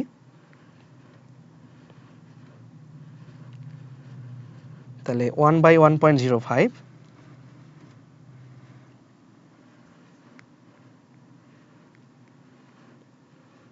আচ্ছা আমাদের এই ভ্যালুটা আসে হচ্ছে 0.9524। ঠিক আছে, কথা হচ্ছে ভাইয়া শুধু আমরা 0.95 নিতে পারতাম, পরের অংশটা কেন দরকার? তুমি এখন দেখো এখানে কিন্তু 5% আছে, মানে 4.76 আছে, 4.26 আছে, বুঝছো? আমি যদি শুধুমাত্র 0.95 নিতাম উত্তরটা কিন্তু আসতো 5%। কিন্তু আমি যদি এখানে পুরো ভ্যালুটা, অ্যাকচুয়াল ভ্যালুটা নেই, তাহলে উত্তর দেখো কি আসে। তাহলে আমাদের ডেল ভি বা এটার পরিবর্তনটা কত হচ্ছে? 1 থেকে যদি মাইনাস করো কত আসে সেটা? 1 মাইনাস 0.9524, এটা আসবে হচ্ছে 0.0476। তাহলে তুমি এটাকে পার্সেন্টেজে কনভার্ট করে কত আসে? 4.76। বুঝছো? জাস্ট এই যে দশমিকের 2 ঘরের পরে আরো 2 ঘর না নেওয়ার কারণে তুমি কিন্তু ভুল উত্তর দাগায় আসবা। এইটা ম্যাথে বেলা এই জন্য একটু খেয়াল রাখবা যে আমাদের এখানে পুরো সংখ্যাটাই নিতে হবে। তাহলে আমাদের উত্তর আসে 4.76। কেউ হয়তো ভাবতে পারে ভাই পরে তাহলে 2 4 এর আমি না নেই, নিয়ে হিসাব করি। না নিয়ে যখন তুমি হিসাব করবা তখন তোমার আসবে 5%। এটা কিন্তু সঠিক উত্তর না। তাহলে এটা একটু কেয়ারফুল থাকবা। পরের প্রশ্ন দেখো, একটা আদর্শ গ্যাসের তাপমাত্রা 20 ডিগ্রি সেলসিয়াস। যদি নমুনাটার চাপ আর আয়তন দ্বিগুণ করা হয় পরিবর্তিত তাপমাত্রা কত হবে? আমরা ক্যালকুলেশনের মাধ্যমে যাইতে পারি, আমি একটু বেসিক এখানে বলে দিই। দেখো তোমার তাপমাত্রা এত ঠিক আছে, চাপ যখন দ্বিগুণ করবা তাহলে কি হচ্ছে? ধরো প্রথমে আমি চাপ দ্বিগুণ করতেছি, তো প্রথমে চাপ দ্বিগুণ করার জন্য তাপমাত্রা দ্বিগুণ হবে, ওকে। এখন আবার কি করব? ওটার আয়তন দ্বিগুণ করব, তার তাপমাত্রাটা আবার দ্বিগুণ করতে হবে। বুঝছো আমার কথা? চাপ দ্বিগুণের জন্য আয়তন তাপমাত্রা দ্বিগুণ, আবার আয়তন দ্বিগুণের জন্য আবার তোমার তাপমাত্রা দ্বিগুণ করা হচ্ছে, অর্থাৎ 2 বার, তাহলে টোটাল 4 গুণ হয়। এটা হচ্ছে আমরা একেবারেই মুখে মুখে বের করতে পারি। অথবা তুমি যদি ধরো ক্যালকুলেশনে করতে চাও তাহলে আমাদের বয়েলো চার্লসের সমন্বয় সূত্রে যেতে হবে। P1 V1 বাই T1 সমান হচ্ছে P2 V2 বাই T2। তাহলে ভাই আমার বের করতে হবে কি? T2 এর ভ্যালু। তাহলে T2 সমান হচ্ছে কি আসবে? উপরে আসবে T1, নিচে আসবে P1 V1, এরপর P2 V2 এই পাশে হবে। আচ্ছা, তাহলে আমি তোমাদের বলছিলাম যে এই ধরনের ম্যাথগুলো আমি কিভাবে করতাম। আমি ডিরেক্ট ক্যালকুলেটর বসাইতাম। কিভাবে ডিরেক্ট ক্যালকুলেটর বসাইতাম? আমাদের বের করতে হবে T2, তার মানে এর পাশে অবশ্যই T1টা উপরে হবে, তাই না? T1 যদি নিচে হইতো তাহলে তো তোমার এই ডান পাশে একক তার কেলভিন আসতেছে না, তাহলে T1টা উপরে হবে। তো ভাই T1 যখন উপরে, P1 V1টা নিচে হবে। আবার P1 V1 যেহেতু এখানে নিচে, তাহলে P2 V2টা ডান পাশে গিয়ে উপরে উঠবে। তাহলে আমার এই লাইনটা না লিখেও আমি ডিরেক্ট শেষের লাইনটা লিখে করতে পারি। তো তোমরা এটা করতে পারো, তাহলে সরাসরি ক্যালকুলেটরের উত্তরটা বের হবে। তাহলে আমরা একটু ভ্যালুগুলো দেখি কি বলছে। চাপও দ্বিগুণ, আয়তনও দ্বিগুণ। তাহলে দেখো এটা যদি কাটাকাটি করি, এখানে 2 থাকে, আবার V2 বাই V1 এটার জন্য 2, আর তাপমাত্রা তো আগে থেকে T1 আছে, তাহলে কত গুণ ভাইয়া? 4T1, যেটা আমি আগে মুখে মুখে বলে দিছি। এখন তুমি ক্যালকুলেটরে বসাও। 20 ডিগ্রি সেলসিয়াস মানে কি? 4 × 293। তাহলে আবার ঝামেলা হচ্ছে এটা কেলভিন, আমাকে সেলসিয়াসে কনভার্ট করতে হবে। তাহলে আমরা একটু করে দেখি কত আসে। এটা আসে 11, তারপর কত 72 কেলভিন বা 1172 কেলভিন। তাহলে সেলসিয়াসে নিলে কত আসে ভাইয়া? 899 ডিগ্রি সেলসিয়াস। তাহলে এইটা হচ্ছে আমাদের উত্তর। তাহলে ভুলে আমরা কি করে ফেলতে পারি? দেখা যাবে তুমি ভুলে এখানে কেলভিনটা দাগায় ফেলছো, এটা কিন্তু একটু সতর্ক থাকতে হবে যে কোনটা সেলসিয়াস কোনটা কেলভিন। আসলে তোমার এখন মনে হতে পারে যে ভাই ইজি, যখন বোর্ড পরীক্ষা দিতে যাবা তখন পারিপার্শ্বিক বিভিন্ন প্রেশার কাজ করে, বুঝছো? যে ধরো তোমার সামনে যে টিচার বসে আছে সে একটু বেশি রাগী, তখন কিন্তু তোমার মধ্যে একটা হেজিটেশন ফিল হবে। এটা করা যাবে না। তাহলে আমার কথা হচ্ছে তুমি প্রতিটা অপশন ভালোভাবে দেখবা, মানে খুবই তাড়াহুড়া করার কিছু নাই। মাথা ঠান্ডা যদি তুমি রাখো, বোর্ড প্রশ্ন এমনিতেই তুমি ফিজিক্সে মানে ধরো 25টা এমসিকিউ এর মধ্যে 20-22টা এমনি পেয়ে যাবা। এটা যদিও প্রশ্নের উপর ডিপেন্ড করে যে প্রশ্নটা কেমন, বাট এটা খেয়াল রাখবা যে বোর্ড প্রশ্ন যদি কঠিন হয় সেটা সবার জন্যই কঠিন। আবার তোমাদের বেলায় তো অভিন্ন বোর্ড প্রশ্ন, তাই না? তো এখানে তোমার এটা ম্যাটার করতেছে না যে প্রশ্নটা কঠিন হয়েছে কিনা। কঠিন হলে সেটা সবার জন্যই কঠিন, তোমার একার জন্য না। তাহলে কঠিন প্রশ্ন হলেও তোমার কাজ হইলো মাথাটাকে ঠান্ডা রাখা। আচ্ছা, এরপর দেখো 3টা গ্রাফ। এটা কি বলছে? PRV এর গ্রাফ। তাহলে এটা আমরা একটু গ্রাফের ব্যবচ্ছেদ করি, বুঝছো? তাহলে গ্রাফটা একটু বোঝার ট্রাই করি। আচ্ছা, তাহলে 3টা গ্রাফ। হ্যাঁ, এখানে একটা ব্যাপার দেখো, একটু ঝামেলা আছে, সেটা হচ্ছে এখানে আসলে 1/p দেওয়া। তাহলে আমি একটু গ্রাফগুলো বোঝার ট্রাই করি। প্রথম গ্রাফটা হচ্ছে PRV এর গ্রাফ। সেটা কি হয় ভাইয়া? আয়তাকার অধিবৃত্ত বা রেক্টাঙ্গুলার হাইপারবোলা এই রকমের হয়। কেন হয় তোমাদের আমি বেসিক সব বুঝাই দিলাম কিভাবে আঁকতে হয়। আচ্ছা, PRV। তাহলে বয়েল যেটা বলছে P সমানুপাতিক 1/v, বা আমরা এটা বলতে পারি PV সমান হচ্ছে K বা ধ্রুবক, ঠিক আছে? আবার এটাও লেখা যায় 1/p। ধরো আমি এটা উল্টাই দিলাম, তাহলে কি আসে? 1/p সমান হচ্ছে K × V, বুঝছো? তার মানে 1/p সমানুপাতিক V এটা। তাহলে আমরা যদি এইভাবে ব্যস্তানুপাতিক সম্পর্ক নিয়ে কাজ করি, যে 1/p আর V এর গ্রাফ, এখানে রিলেশনটা কি ভাই? সমানুপাতিক। সমানুপাতিক হলে আমাদের ইয়াটা কি হয়? গ্রাফটা সেটা হবে মূলবিন্দুগামী সরলরেখা। এখানে একটা প্রবলেম আছে, তুমি যদি 1/p মানে ধরো p কে যদি 0 নাও, p এর ভ্যালু, তাহলে তো আবার সেটা ইনফিনিটি হয়ে আসে না। তো এই জন্য হাজারিয়ার স্যারের বইতে দেখবা যে এখানে ডট ডট দেওয়া আছে, বাট ফিজিক্স বইগুলোতে নাই। অ্যাকচুয়াল নলেজটা হচ্ছে যেহেতু এখানে 0তে নিলে একটু ঝামেলা হয়ে যায়, মানে ইনফিনিটি টাইপ চলে আসে, এই জন্য এখানে ডট ডট দেওয়াটাই নিয়ম। তো তুমি নাও দিতে পারো, কোনো ভুল হবে না। তাহলে আমাদের যখন ব্যস্তানুপাতিক সম্পর্ক নিয়ে কাজ করব, তখন সেটা হচ্ছে 1/p আর V এর গ্রাফটা এমন। আরেকটা দেখো 3 নাম্বার রিলেশন, যে P × V এটা হচ্ছে ধ্রুবক, অর্থাৎ তুমি যাই করো না কেন P আর V এর গুণফলের মান সেমই থাকবে, বুঝছো? ধরো V ছিল 100 লিটার আর P হচ্ছে তোমার ওই সময় 50 ATM ধরলাম, মানে গুণ করতেছি জাস্ট। তাহলে কত হচ্ছে? 100 আর 50, তাহলে 5000। এখন তুমি V এর মানে 100 গুণ করো, এটা দেখার বিষয় না, গুণফলটা ধ্রুবক থাকবে। তার মানে গ্রাফটা কেমন হবে ভাইয়া? এইরকম, যে তুমি এখানে নিচ্ছ হচ্ছে V আর এখানে নিল PV। তাহলে V এর মান যতই চেঞ্জ হোক না কেন, এই y অক্ষে থাকা PV এর মানে কোনো চেঞ্জ হবে না। এটা ধরো আগেও ছিল 5000, এখনো 5000ই থাকবে। এটার মান ধরো আগে 100 হোক, পরে 1000 হোক, এটা ম্যাটার করবে না। PV এর মান বা গুণফলটা ধ্রুবক থাকবে। তাহলে আমরা বয়েলের সূত্র থেকে আসা 3টা গ্রাফ কিন্তু শিখে ফেললাম। তাহলে আমরা এই প্রশ্নটা দেখি কি বলছে, যে কোনটা কোনটা সঠিক। তাহলে তুমি দেখো প্রথম যেটা 1 নাম্বার গ্রাফ PRV, তাহলে এটা কি হবে? রেক্টাঙ্গুলার হাইপারবোলা, ঠিক আছে। পরেরটা দেখো 1/p এবং V, তাহলে এটা কি হবে? এটা মূলবিন্দুগামী সরলরেখা। তো আসলে যদিও মূলবিন্দু দিয়ে যায় না, সরলরেখা তো হয়, এটা আমরা খেয়াল রাখবো। বাট এই গ্রাফটা দেখো PRV এর কি হয়েছে? এরকম দেওয়া, তো এটা আসলে ভুল, তাই না? এই গ্রাফটা কি প্যারাবোলাকৃতির, বুঝছো? এই গ্রাফটা কখন দেখা যায়? এই গ্রাফটা আসে হচ্ছে ধরো y সমানুপাতিক x⁴n, এই টাইপ গ্রাফগুলোতে এই গ্রাফটা পাওয়া যায় এই ধরনের সমীকরণে। আচ্ছা, তাহলে আমাদের প্রথম হচ্ছে 1 আর 2 সঠিক। নেক্সট হচ্ছে প্রশ্ন, দ্বিপারমাণবিক গ্যাসের স্বাধীনতার মাত্রা কত? দেখছো, তাহলে এই চ্যাপ্টার থেকে কিন্তু এই ধরনের প্রশ্নগুলো প্রায় আসতেছে। আমরা এর আগে করছি হিলিয়াম গ্যাসের জন্য স্বাধীনতা মাত্রা কত, তাহলে এখন হচ্ছে দ্বিপারমাণবিক গ্যাস, তখনও বলছি সেটা হচ্ছে তোমার 5, আর বহু পারমাণবিক গ্যাস হলে সেটা হলো 6। এরপরে প্রশ্ন দেখো, নিচের কোন লেখচিত্র উত্তরটা সঠিক যখন T স্থির থাকবে, অর্থাৎ তাপমাত্রা যখন স্থির থাকবে। PV দেওয়া আছে, দেখছো? মানে তুমি একটা জিনিস খেয়াল রাখবা যে বোর্ড প্রশ্নগুলোতে যখন তোমাকে প্যাচ দিবে, বেশিরভাগ সময় ক নাম্বারে একটা ভুল উত্তর দেওয়া থাকে। মানে ধরো দেখো, যখনই তুমি দেখবা যে ভাইয়া T স্থির, তোমার মাথায় কাজ করবে বয়েলের সূত্র। হ্যাঁ, তুমি সেটা দেখে কি করবা? বয়েলে গ্যাপ দাগায় ফেলবা। আমার মনে আছে আমি হায়ার ম্যাথে 199 পাইছিলাম, এই জাস্ট এরকম একটা ভুল করার কারণে। একটা MCQ এ মানে দেখা নাই, প্রশ্ন পড়াপড়ি নাই ঠিক মতো। ধরো ওখানে ম্যাট্রিক্সের গুণফল চাইছিল হচ্ছে AB, মানে সরি BA, কিন্তু আমি AB গুণফল ধরে ওইটা উত্তর পেয়ে গেছি ক নাম্বারে, ওইটাই দাগায় ফেলছি। বুঝছো আমার কথা? তাহলে তোমার মাথায় যেটা কাজ করবে যে ভাইয়া এইটা হইতে পারে, ওইটা ওরা ক নাম্বারে দেয়, দিয়ে হচ্ছে সঠিক উত্তরটা গ ঘ এগুলোর মধ্যে রেখে দেয়। তাহলে তুমি দেখো যখন বয়েল কাজ করে তুমি এটা দাগায় ফেলবা, কিন্তু এখানে ওয়াই অক্ষে কি আছে, পিভি আছে, এটা কিন্তু খেয়াল রাখতে হবে। তাহলে ভাই পিভি থাকলে কি হয়, গ্রাফটা হয় এরকম সোজা সরলরেখা। তাহলে ভুল করেও যাতে ভুলটা না হয়, বুঝছো? নাহলে বোর্ড প্রশ্ন দিয়ে ধরো আমার ওই হায়ামাত পরীক্ষা দিয়ে এত আফসোস হচ্ছিল যে ভাই 1 নাম্বার কেন কাটা গেল, এটা তো খুবই ইজি ছিল প্রশ্নটা। এরকম যে এমসিকিউটা সবই এত ইজি, কিন্তু আমি কি করলাম, ওটা মনে হয় 1 না 2 নাম্বার প্রশ্ন ছিল, বুঝছো, ওখানেই ভুল করে ফেলছি।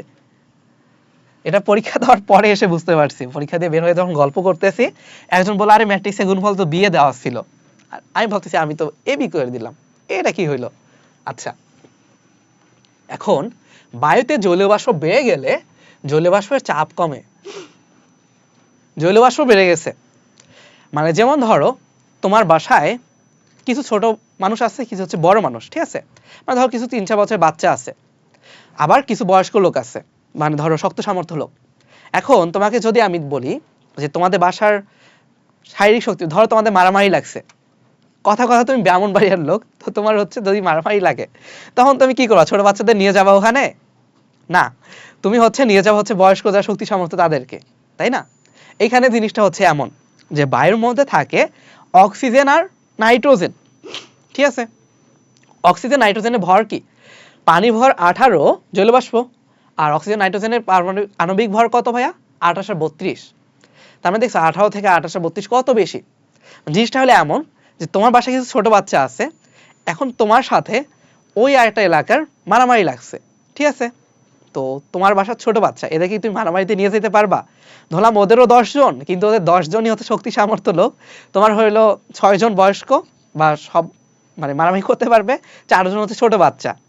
তো যদিও তোমার সদস্য সংখ্যা বেশি, কি হচ্ছে সদস্য সংখ্যা বেশি, বাট তোমার আলটিমেটলি শক্তিটা কম। তুমি তো 6 জন, মানে ওই 4 জনকে তো বাদ দিতে হবে, দিয়ে তুমি 6 জন নিয়ে মারামারি করবা। বায়ুতে আসলে এই জিনিসটা হয় যে জলীয় বাষ্প যদিও বাড়ে, অর্থাৎ ছোট বাচ্চার সংখ্যা যদিও বাড়ে, মারামারিতে এটা কাজে লাগতেছে না। তাহলে বায়ুর চাপের বেলায় এটার ভূমিকা তেমন নাই। তাহলে ধরো ছোট বাচ্চার সংখ্যা যত বাড়বে, ধরো 10 জনের মধ্যে যদি সংখ্যা আরো 5 জন হয়, তাহলে তোমার শক্তিটা আরো কমলো, বুঝছো আমার কথা? এটাই খেয়াল রাখবা যে তোমার জলীয় বাষ্প যত বাড়বে বায়ুর চাপ তত কমবে, ঠিক আছে? কারণ তোমার তখন কি হয়, জলীয় বাষ্পগুলা অক্সিজেন আর নাইট্রোজেনের বদলে ধরো জলীয় বাষ্প দিয়ে বায়ুটা পূর্ণ হওয়া শুরু করছে। তাহলে আগে যাদের ছিল ভর 28 আর 32, ওরা বাদ দিয়ে 18 দিয়ে পূরণ হচ্ছে, তাহলে বায়ুর চাপটা কমবে। কিন্তু জলীয় বাষ্পের চাপ এইটা কি বাড়ছে না কমছে? মানে আমি এখন যদি তোমাকে বলি ছোট বাচ্চার সংখ্যা 4 থেকে 5 জন হইলো, ওদের সংখ্যাটা বাড়ছে না কমছে? হ্যাঁ ভাইয়া, ওদের সংখ্যা তো বাড়ছে। তাহলে এইটাই কনসেপ্ট, জাস্ট খেয়াল রাখবা জলীয় বাষ্পের চাপ কমে না, জলীয় বাষ্প বাড়লে তো জলীয় বাষ্পের চাপটা বাড়বে, কিন্তু বায়ুর চাপ কমে। তাহলে এইটা ক্রস, এইটা টিক, বায়ুর চাপটা কমবে। আর বায়ুর ঘনত্ব, তাহলে চাপ যখন কমতেছে, আমরা জানি ঘনত্ব আর চাপ কি সমানুপাতিক না, তাহলে তখন ঘনত্বও কমবে। তাহলে আমাদের উত্তর কত হচ্ছে ভাইয়া, তাহলে বায়ুতে যদি জলীয় বাষ্পের চাপ বেড়ে যায়, জলীয় বাষ্পের চাপটা কমবে না, জলীয় বাষ্পের চাপটা তখন বাড়বে। যেহেতু জলীয় বাষ্প বাড়তেছে, বায়ুর চাপ কমবে এবং বায়ুর ঘনত্ব কমবে। তাহলে আমাদের সঠিক উত্তর হবে 2 আর 3। আচ্ছা, নেক্সট কোশ্চেনে আমরা যাই, উদ্দীপকের তথ্য কোন সূত্র সমর্থন করে? দেখো উদ্দীপকটা কি, 50 ডিগ্রি সেলসিয়াস তাপমাত্রায় একটা দ্বিপারমাণবিক গ্যাসকে স্থির চাপে উত্তপ্ত করে আয়তন করা হয়েছে 4 গুণ। সোজা কথায় স্থির চাপ, চাপ যদি স্থির হয়, এটা কার সূত্র? চাপ স্থির মানে হচ্ছে চার্লসের সূত্র। চার্লসের সূত্রে কি, ভি সমানুপাতিক টি, এটা। তাহলে সূত্রটা হচ্ছে চার্লসের সূত্র। নেক্সট প্রশ্ন দেখো, এখন এই গ্যাসটার চূড়ান্ত তাপমাত্রা কত? কি করছি ভাইয়া, আয়তন 4 গুণ করছি। তাহলে যেহেতু আয়তন 4 গুণ, তোমার তাপমাত্রা হবে 4 গুণ, এটা কি আমার সূত্র ভাষায় করার দরকার আছে? না। তাহলে 50 ডিগ্রির জন্য তোমার কথা হচ্ছে 273 প্লাস 50, মুখে মুখে হিসাব করো, 323 কেলভিন ইন্টু 4, 323 ইন্টু 4, এটা কত আসে? এখানে কি ভুল আছে নাকি? 50 ডিগ্রি সেলসিয়াস দ্বিপারমাণবিক গ্যাস এই চাপে উত্তপ্ত করে আয়তন 4 গুণ। আচ্ছা, তাহলে আমাদের কি এখানে সঠিক উত্তর আছে? তুমি দেখো, এটাকে যদি আমি 3 4 12 করি, তাহলে এমনিই তো 1200 কেলভিন পার হয়ে যায়, ঠিক আছে? এই জন্য বলতেছি যে উত্তরটা এখানে ভুল আছে, তাহলে এখানে সঠিক উত্তর নাই। তা আমরা বের করি, দেখো কিভাবে আমি ক্যালকুলেশন করছি, এটা চিন্তা করো। 3 4 হচ্ছে 12, তাহলে 1200 আমরা বুঝলাম। আর 23 আছে না, 23 যদি 4 দিয়ে গুণ দাও এটা কত হয়? তাহলে তুমি এমনিও গুণ করতে পারো। তাহলে আমরা যে এমনি গুণ করি কত হয় তোমার এখানে 3 4 হচ্ছে 12 আর 4 দুগুণে 8, তাহলে হাতে 1 থাকলো, এখানে 2 আর 4 দুগুণে হচ্ছে 8, 82। ঠিক আছে কি, সরি এখানে তো 1 হবে, সাথে 1 যোগ, তাহলে 92। হ্যাঁ এটাই বলতেছি 92। তাহলে এটা কি 1292 কেলভিন। তাহলে যেটা এখানে উত্তরটা দেওয়া নাই, তাহলে এটা ভুল উত্তর। আচ্ছা এখন কথা হচ্ছে ভাইয়া, এইরকম যদি প্রশ্ন আসে যে এখানে সঠিক উত্তরটা নাই, তুমি একটা কথা খেয়াল রাখবা, বোর্ড কার জন্য? টিচারদের জন্য নাকি স্টুডেন্টদের জন্য? স্টুডেন্টদের জন্য। তো বোর্ড যখন দেখবে যে এখানে প্রশ্নটা ভুল, প্রশ্নটাই ভুল আছে, তখন ওরা মার্ক দিয়ে দিবে, বুঝছো? তোমার এইটা নিয়ে টেনশনে কিছু নাই। প্রশ্ন যখন ভুল হবে তুমি এটা ফাঁকা রেখে আসতে পারো, কোনো সমস্যা নেই, মার্ক অটো দিয়ে দিবে, বা ভর্ট করে আসতে পারো, কিন্তু ফাঁকা রাখাই মনে হয় বেশি যুক্তিযুক্ত, কারণ অ্যাডমিশন টেস্টে যখন এরকম ভুল আসে তখন একটু ফাঁকা রাখাই বেটার হয়, বুঝছো? আচ্ছা নেক্সট প্রশ্নে আমরা যাই, চাপ ও আয়তনের ক্ষেত্রে নিচের কোনটা সঠিক? তাহলে ভাইয়া চাপ আর আয়তন বয়েলের সূত্র আর কি। তো বয়েলের সূত্র থেকে দেখো, গ্রাফগুলোর দিকে একটু তাকাও, পি আর ভি হলে গ্রাফটা হয়তো এমন, তো যেটা এখানে নাই তাহলে ভুল। আর 1/, হলে কি হয়? সমানুপাতিক, তাহলে উত্তর হচ্ছে ডি। এটা আগেই বলছি, আমি জাস্ট রিপিট করব না, ব্যাখ্যাটা আগেরটাই। অসম্পৃক্ত বাষ্পের ক্ষেত্রে এটা বয়লা চার্লসের সূত্র মেনে চলে। তারপর তাপমাত্রা বাড়িয়ে এটিকে সম্পৃক্ত বাষ্পে পরিণত করা যায়, আবদ্ধ বা খোলা যে কোনো স্থানে তৈরি হতে পারে। তাহলে অসম্পৃক্ত বাষ্পের ক্ষেত্রে কি? এটা বয়লা চার্লসের সূত্র মেনে চলে, হ্যাঁ মেনে চলবে। তাপমাত্রা বাড়িয়ে সম্পৃক্ত করা যায়। আচ্ছা তাপমাত্রা বাড়লে তো হবে না, তাপমাত্রাটা কমাইতে হবে, কমালে না ঘনীভূত হবে।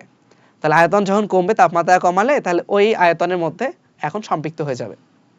তাহলে 2 নাম্বারটা ভুল, আবদ্ধ বা খোলা যে কোনো স্থানে তৈরি হতে পারে।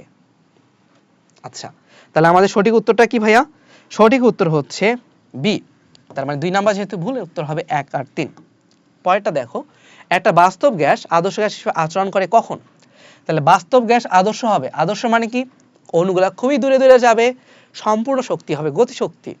কখন হবে? যখন তাপমাত্রা অনেক উচ্চ হবে, তাপমাত্রা আপ, তাপমাত্রা যখন অনেক বাড়বে। আর এটা হচ্ছে যখন চাপ কমবে, তাহলে তো অণুগুলা কি হবে? অনেক দূরে দূরে যাবে, তাহলে চাপ কমবে। তাহলে আমাদের উত্তর কি? উত্তর হলো নিম্নচাপ আর উচ্চ তাপমাত্রা। পরের প্রশ্ন দেখো, পরম শূন্য তাপমাত্রায় কোনো গ্যাসের গতিশক্তি কি হয় আসলে? পরম শূন্য তাপমাত্রায় গ্যাসের গতিশক্তি কত হয়? শূন্য, মানে ওখানে কোনো বেগ নাই, তখন গতিশক্তিও হবে শূন্য। আচ্ছা এর পরের প্রশ্নে আমরা যাই, কোন স্থানে আর্দ্র শুষ্ক বাল্ব হাইগ্রোমিটার, এখানে একটা কনফিউশন আছে আমি বলি, সর্বনিম্ন কিন্তু হয়, ওকে গতিশক্তি তো কখনো জিরোর নিচে যাইতে পারে না, তো সর্বনিম্ন কথাটাও ঠিক, কিন্তু অ্যাকচুয়াল ভ্যালু তো শূন্য, এই জন্য আমরা শূন্যটাকে অ্যান্সার নিচ্ছি। তাহলে আর্দ্র আর শুষ্ক বাল্ব হাইগ্রোমিটারের তাপমাত্রার ব্যবধান যদি শূন্য হয়, কি বলছি? তাপমাত্রার ব্যবধান শূন্য, তার মানে বাষ্পায়ন বন্ধ। আমি কিন্তু প্রথমে এটা অনেকক্ষণ ধরে বুঝাইছি, এর মানে হচ্ছে আমার এখানে কিন্তু ব্যবধান শূন্য, অর্থাৎ কোনো বাষ্পায়ন হচ্ছে না। বাষ্পায়ন কখন হবে না? আগে থেকে ভাই জলীয় বাষ্প ওখানে ভর্তি হয়েই আছে, তার মানে সম্পৃক্ত। সম্পৃক্ত হলে আমার আপেক্ষিক আর্দ্রতা কত হয় ভাইয়া? 100%। তো যেহেতু সম্পৃক্ত, আপেক্ষিক আর্দ্রতা হচ্ছে 100%। এখন ধর আমরা কিন্তু দ্রুত আগাইতে পারতেছি, এতক্ষণ বেসিকটা বিল্ড আপ হয়ে গেছে, এখন আমরা দ্রুত আগাবো। আর্দ্রতা মাপক যন্ত্রের নাম কি? হাইগ্রোমিটার, তাই না? আর্দ্রতা মাপক যন্ত্রের নাম হলো হাইগ্রোমিটার। আচ্ছা গ্যাসের চলরাশি কয়টা? সেটা হলো ভাইয়া পিভিটি। পিভিটি চাপ, আয়তন আর তাপমাত্রা, তাহলে উত্তর কি? 3। পিভি রাশিটা কি নির্দেশ করে? এটা আসলে একটু প্রিন্টিং মিস্টেক হিসেবে আসছে, তাহলে দেখো পিআরভি যদি তুমি গুণ করো, আমরা জানি পিআরভি আসলে নির্দেশ করে গ্যাসের শক্তি। বলো ভাই এটা কেমন কথা, চাপের সাথে মিলে শক্তি কেমনে হইলো? জিনিসটা দেখো, একটু বোঝার ট্রাই করো। চাপের আয়তন মানে একক কি? Newton per metre square. V এর জন্য হচ্ছে মিটার কিউব, তাহলে নিউটন মিটার মিলে কি হয়? নিউটন ইন্টু মিটার, এটাই তো জুল না? জুল মানে শক্তি। তাহলে তুমি এককের কনসেপ্ট থেকে আসতে পারো যে পি আর ভি মিলিতভাবে নির্দেশ করে হচ্ছে গ্যাসের শক্তি। এরপর তাপমাত্রা এসে থাকলে আয়তন চাপের মানে বয়েলেরটা দেখছো কতবার আসতেছে, তাহলে প্রথমটাও ঠিক আছে ভি আর পি, যেহেতু পরেরটা দেখো ভি আর 1/p, তাহলে হ্যাঁ সমানুপাতিক গ্রাফ হবে। আর পিভি এখানে, তা যেহেতু পিভি তার মানে গুণফলটা ধ্রুবক থাকবে, অর্থাৎ 3টা গ্রাফই সঠিক। আচ্ছা, এরপর টি তাপমাত্রায় একটা 1 লিটার বায়ুকে উত্তপ্ত করা হলো। কত তাপমাত্রায় উক্ত বায়ুর চাপ আর আয়তন উভয়ই দ্বিগুণ হবে? তাহলে বায়ুকে যখন আমি উত্তপ্ত করব, কত তাপমাত্রায় কি হবে? চাপ আর আয়তন দুইটাই দ্বিগুণ হবে। এটা আমরা আগেই করে আসছি না যে ভাইয়া চাপ দ্বিগুণের জন্য তাপমাত্রা দ্বিগুণ, আবার আয়তন দ্বিগুণের জন্য কি হবে? আবার তাপমাত্রা দ্বিগুণ। তাহলে টোটাল কত হচ্ছে আমাদের? 4 গুণ হবে। ওকে, তাহলে 2 × 2 সমান হচ্ছে 4 বা 4T।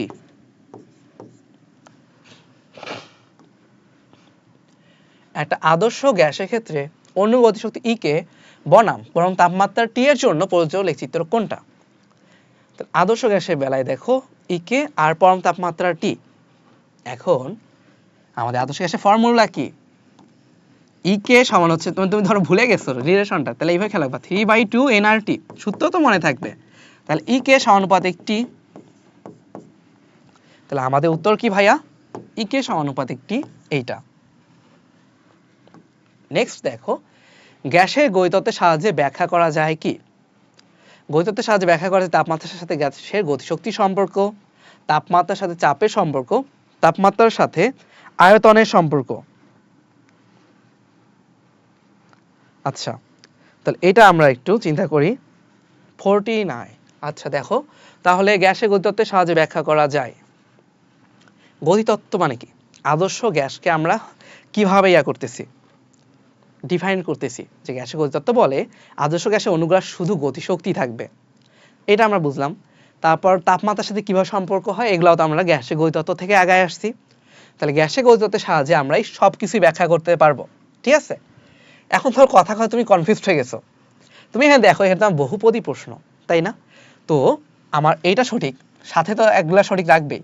তো এইটা যদি সঠিক হয়, তাপমাত্রার সাথে চাপের সম্পর্ক, তাহলে তাপমাত্রার সাথে আয়তনের সম্পর্ক, এটাও এখানে সঠিক উত্তর হবে। বুঝছো? মানে তোমার কারণে মনে হলো যে ভাই গতিশক্তি, তাহলে মনে হয় শুধু গতিশক্তি কথাটাই থাকবে, গতিতত্ত্ব যেহেতু, কিন্তু এগুলোও এখানে ইনক্লুড হবে, তাই না? তাহলে আমাদের সঠিক উত্তর হবে 3টাই। আচ্ছা, 0°C তাপমাত্রায় কার্বন ডাইঅক্সাইড গ্যাসের অণুগুলার মূল গড় বর্গবেগ কত? তাহলে 0°C তাপমাত্রায় অণুগুলোর কত? তাহলে আমরা এখানে সরাসরি চলে যাই। CRMS সমান হচ্ছে √3RT/m।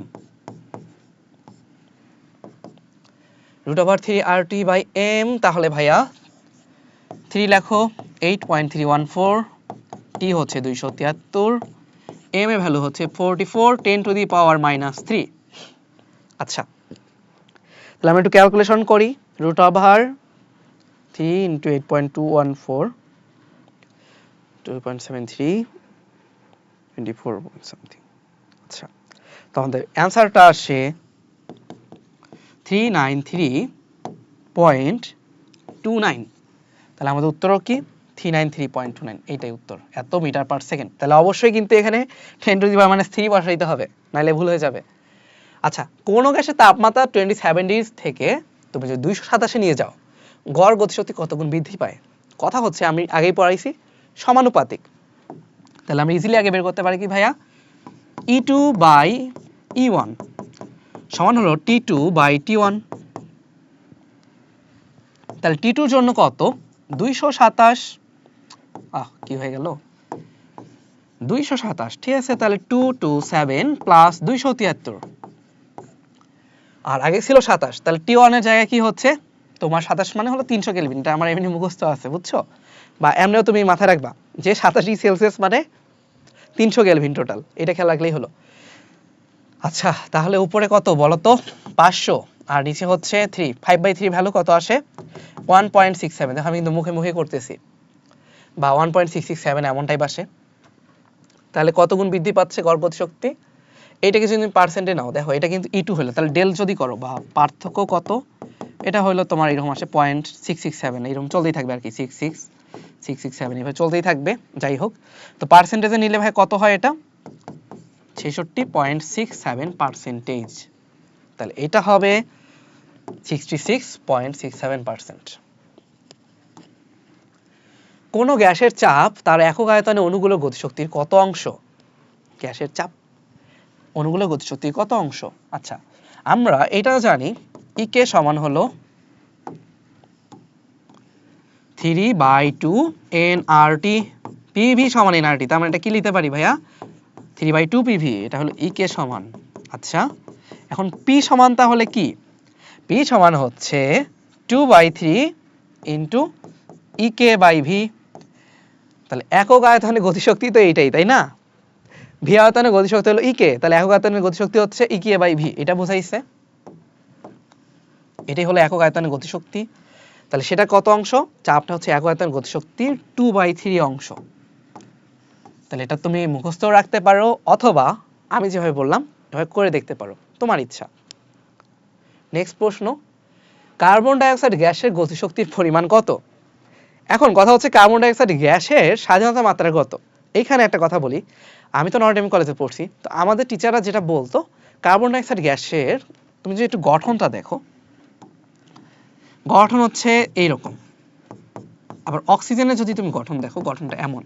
তাহলে ভাই কার্বন ডাই অক্সাইড গ্যাসের গঠন আর অক্সিজেনের গঠনটা প্রায় সেম, মানে যেহেতু 180 ডিগ্রি এদের বন্ড অ্যাঙ্গেল সেম, তো এই জন্য কার্বন ডাই অক্সাইড গ্যাসেরও আমাদের নর্ডেমে আমরা যেটা করতাম আর যে স্বাধীনতা মাত্রা ধরতাম 5, বাট কোন বইতে এটাকে 6 ধরা আছে, বুঝছো? যেহেতু কার্বন ডাই অক্সাইড 3 বা বহু পারমাণবিকের মধ্যে পড়তেছে অনুযায়ী 6 ধরা। তাহলে এখানে কি 5/2 কেটি আছে? নাই। যদি থাকতো আসলে অ্যাকচুয়াল সঠিক ওইটাই, যে 5/2 কেটি। তো যেহেতু নাই তাহলে আমি এখানে কার্বন ডাই অক্সাইডের স্বাধীনতা মাত্রা ধরবো, মানে আমরা তো জানি F/2 কেটি হবে না, আমরা এটাকে 6 ধরবো। যেহেতু এটাকে ওই 5/2 এখানে নাই তাহলে 6/2 কেটি এইটাই দেখাইতে হবে আমাদের। তাহলে F সমান হচ্ছে 6 স্বাধীনতা মাত্রা। ওকে, এরপর দেখো কোন তাপমাত্রায় অক্সিজেন অণুর মূল গড়বেগ -200 ডিগ্রি সেলসিয়াস তাপমাত্রায় হাইড্রোজেন অণুর মূল গড়বেগের সমান। আচ্ছা, তো এইটা আমার এখন বের করতে হবে কোন তাপমাত্রায়। তাহলে আমরা এটা কিভাবে করতে পারি, আমাদের এটা বের করতে হবে, তাহলে এটা আমরা এইভাবে লিখতে পারি √3RT/m, এখানে √3RT/m। আমি এত ঝামেলায় গেলাম না, কেন? কারণ রুট এগুলো সব কাটাকাটি যাবে, আমি জাস্ট খেয়াল রাখবো এটা হলো TO2/MO2 সমান হবে TH2/MH2। বুঝছো আমার কথা?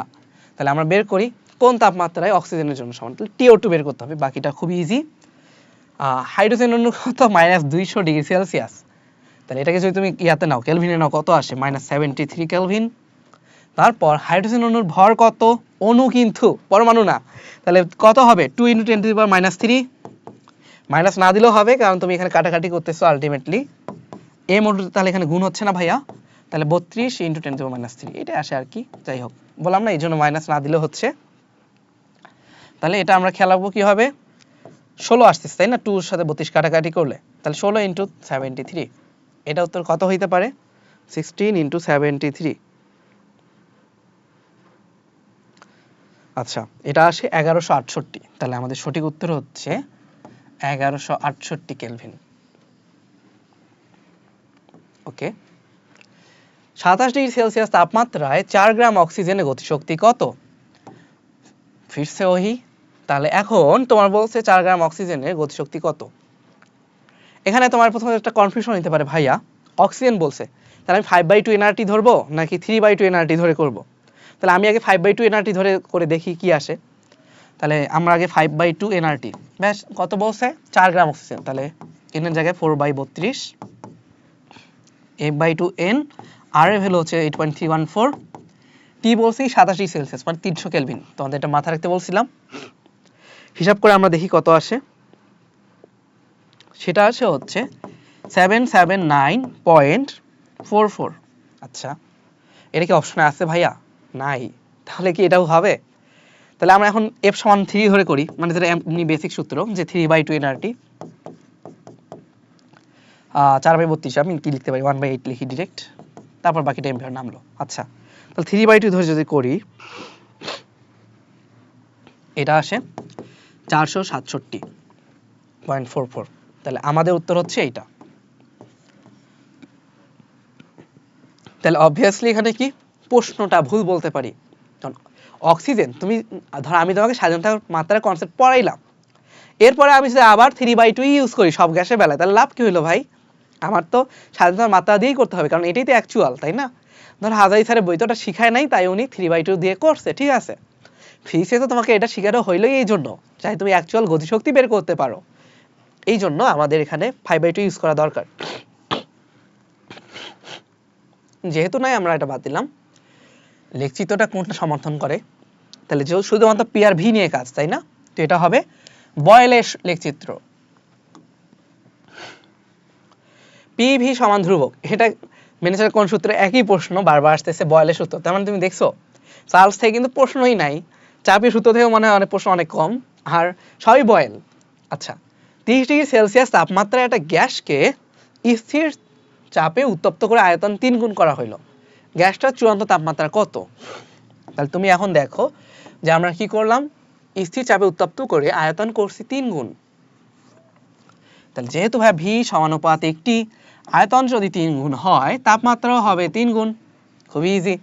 তাহলে 30° মানে কি 303 কেলভিন, তাহলে এটাকে তুমি 3 গুণ করো, কত হয় 909 কেলভিন।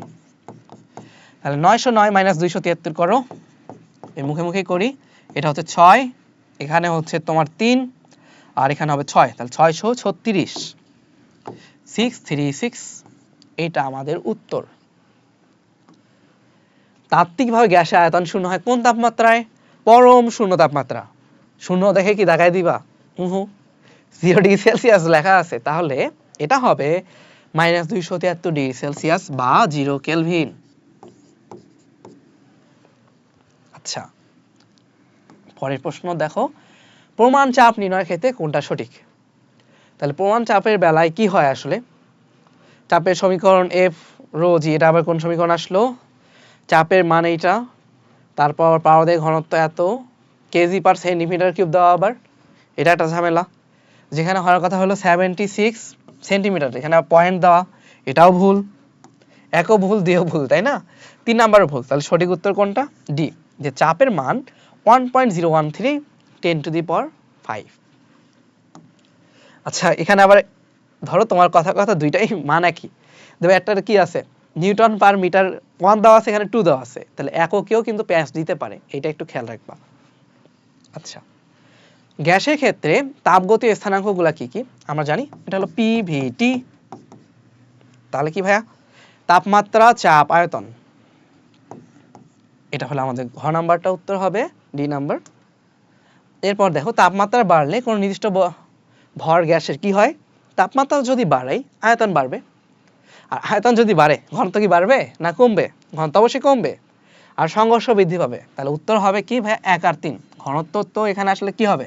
হ্রাস পাবে তাপমাত্রা বাড়লে। নির্দিষ্ট তাপমাত্রায় সম্পৃক্ত বাষ্পচাপ F, অসম্পৃক্ত যদি হয় স্মল f, এদের মধ্যে সম্পর্কটা কি থাকে?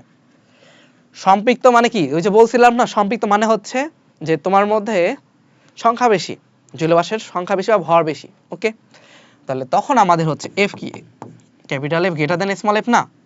সম্পৃক্ত মানে তো একদম হাইলি স্যাচুরেটেড, বুঝছো? হাইলি না, মানে সম্পৃক্ত মানেই স্যাচুরেটেড, যে ওখানে সর্বোচ্চ যতটুকু ধারণ ক্ষমতা ততটুকুই আছে। আর স্মল f মানে হচ্ছে এখনো নিতে পারবে, তাহলে অবশ্যই ক্যাপিটাল Fটা বড় হবে। আচ্ছা, স্বাভাবিক তাপমাত্রার চাপে আর এর সঠিক মান কোনটা? তাহলে 8.314, ভাই সবই তো একই একই লাগে, তাহলে ঝামেলা কি? আমার দেখতে হবে যে উত্তর কি একই নাকি। 8.31 জুল পার কেলভিন পার মোল। আচ্ছা, এখানে হয়তো মোস্ট প্রবাবলি একটু প্রিন্টিং মিস্টেক হইতে পারে, যে হয়তো ধরো এখানে যেমন মোলের উপর ইনভার্স দেওয়া নাই, এখানে এরকম কেলভিনের উপর ইনভার্স দেওয়া নাই। তো যাই হোক, প্রশ্নটা একটু প্রিন্টিং মিস্টেক থাকতে পারে, আর যদি না থাকে তাহলে সঠিক উত্তর দুইটাই, তো বোর্ডেও এখানে নাম্বার দিয়ে দিবে। আর প্রিন্টিং মিস্টেক যদি এখানে থাকে, যে ধরো এই প্রশ্নে টাইপিং মিস্টেক হয়েছে, তাহলে তখন তোমার যেটা সঠিক হবে যে জুল পার কেলভিন পার মোল, সেইটা হবে উত্তর, ঠিক আছে? আচ্ছা, T1 greater than T2 greater than T3 বয়েলের সূত্র অনুসারে নিচে কোন লেখচিত্রটা সঠিক? এই প্রশ্নটা একটু জটিল, বুঝছো?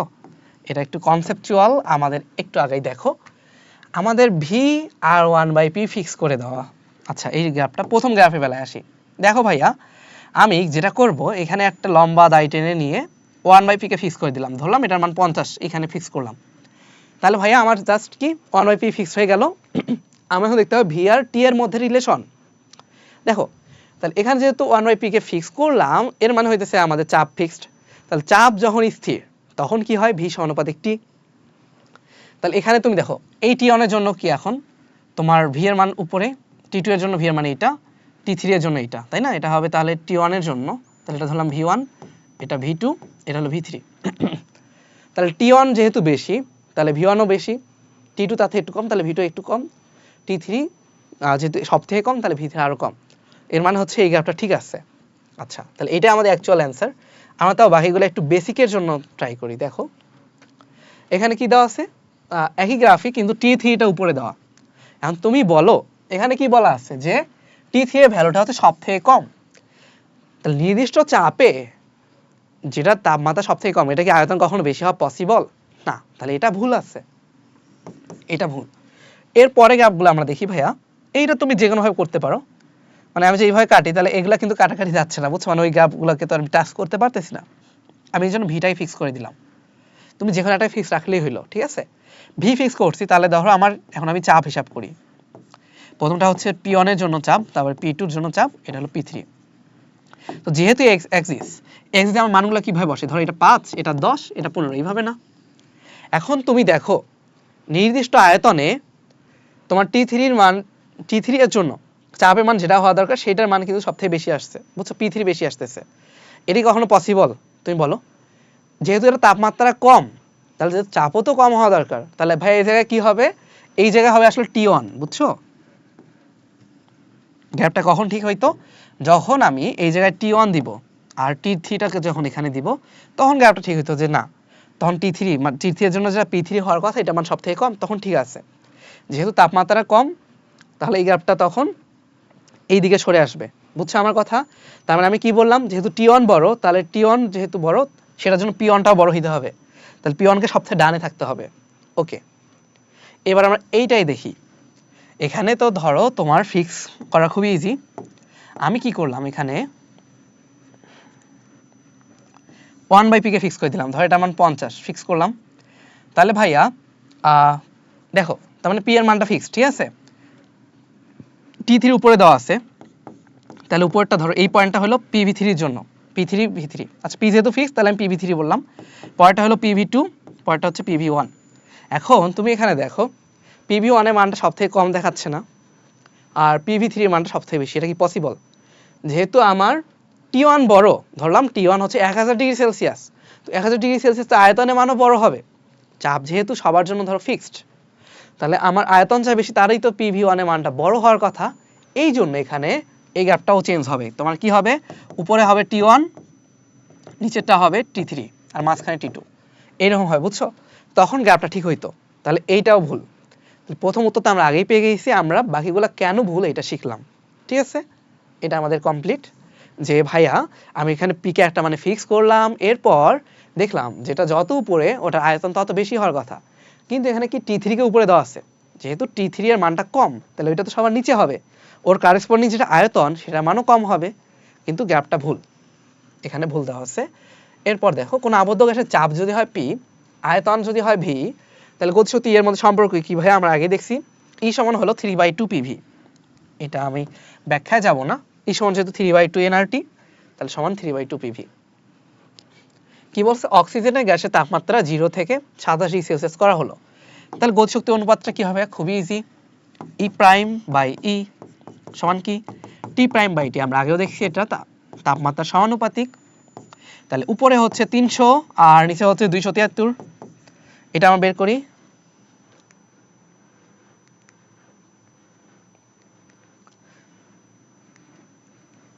তাহলে কি ভাইয়া 300/273, তাহলে এই 300/273 এ আমাদের ভ্যালুটা কত আসে,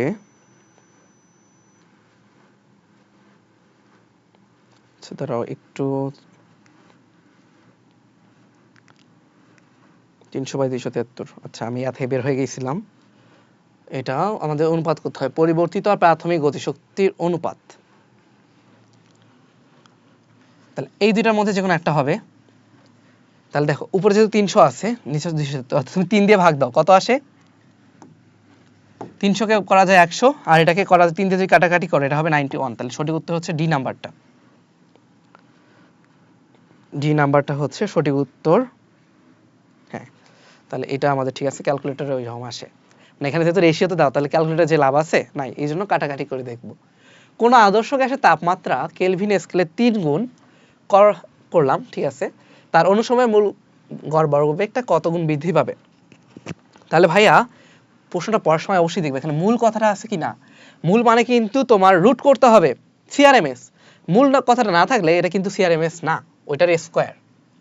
তাহলে কি বলছে, কেলভিন স্কেলে যদি 3 গুণ করি তাহলে কত গুণ বৃদ্ধি পাবে। তাহলে আমরা জানি এটা রুট ওভার টি এর সমানুপাতিক সিআরএমএসটা, যেহেতু বর্গমূল বলা এটা। তাহলে কি হবে, রুট 3 ভ্যালু কত 1.7 সামথিং, 1.73 হয় আর কি। এটা কি এখানে আছে? এটা 1.73 হওয়ার কথা, এটা তো দেওয়া নাই। বৃদ্ধি পাবে, আচ্ছা তো কত গুণ বৃদ্ধি পাবে এটা আমাদের যদি বলতো যে কত গুণ বৃদ্ধি পাচ্ছে, তাহলে এটা কি হবে তোমার 1.73 গুণ হবে। তাহলে ভাই বৃদ্ধি কত, বৃদ্ধি হলো 0.73, বুঝছো আমার কথা, এত গুণ হবে আর এত গুণ বৃদ্ধি, মানে 1 মাইনাস করলাম, এটা আমরা সবাই জানি। কিন্তু এখানে তো মাইনাস দেওয়া ভাইয়া, যদি মাইনাস না থাকতো তাহলে ডিটা সঠিক উত্তর হইতো।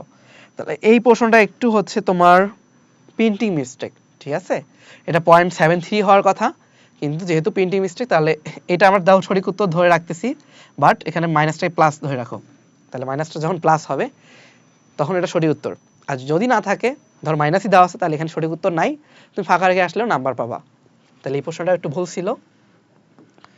নেক্সট কোশ্চেন দেখো, স্থির চাপে গ্যাসের তাপমাত্রার সাথে আয়তন পরিবর্তনের লেখচিত্রে পি বিন্দু তাপমাত্রাগুলো কি কি।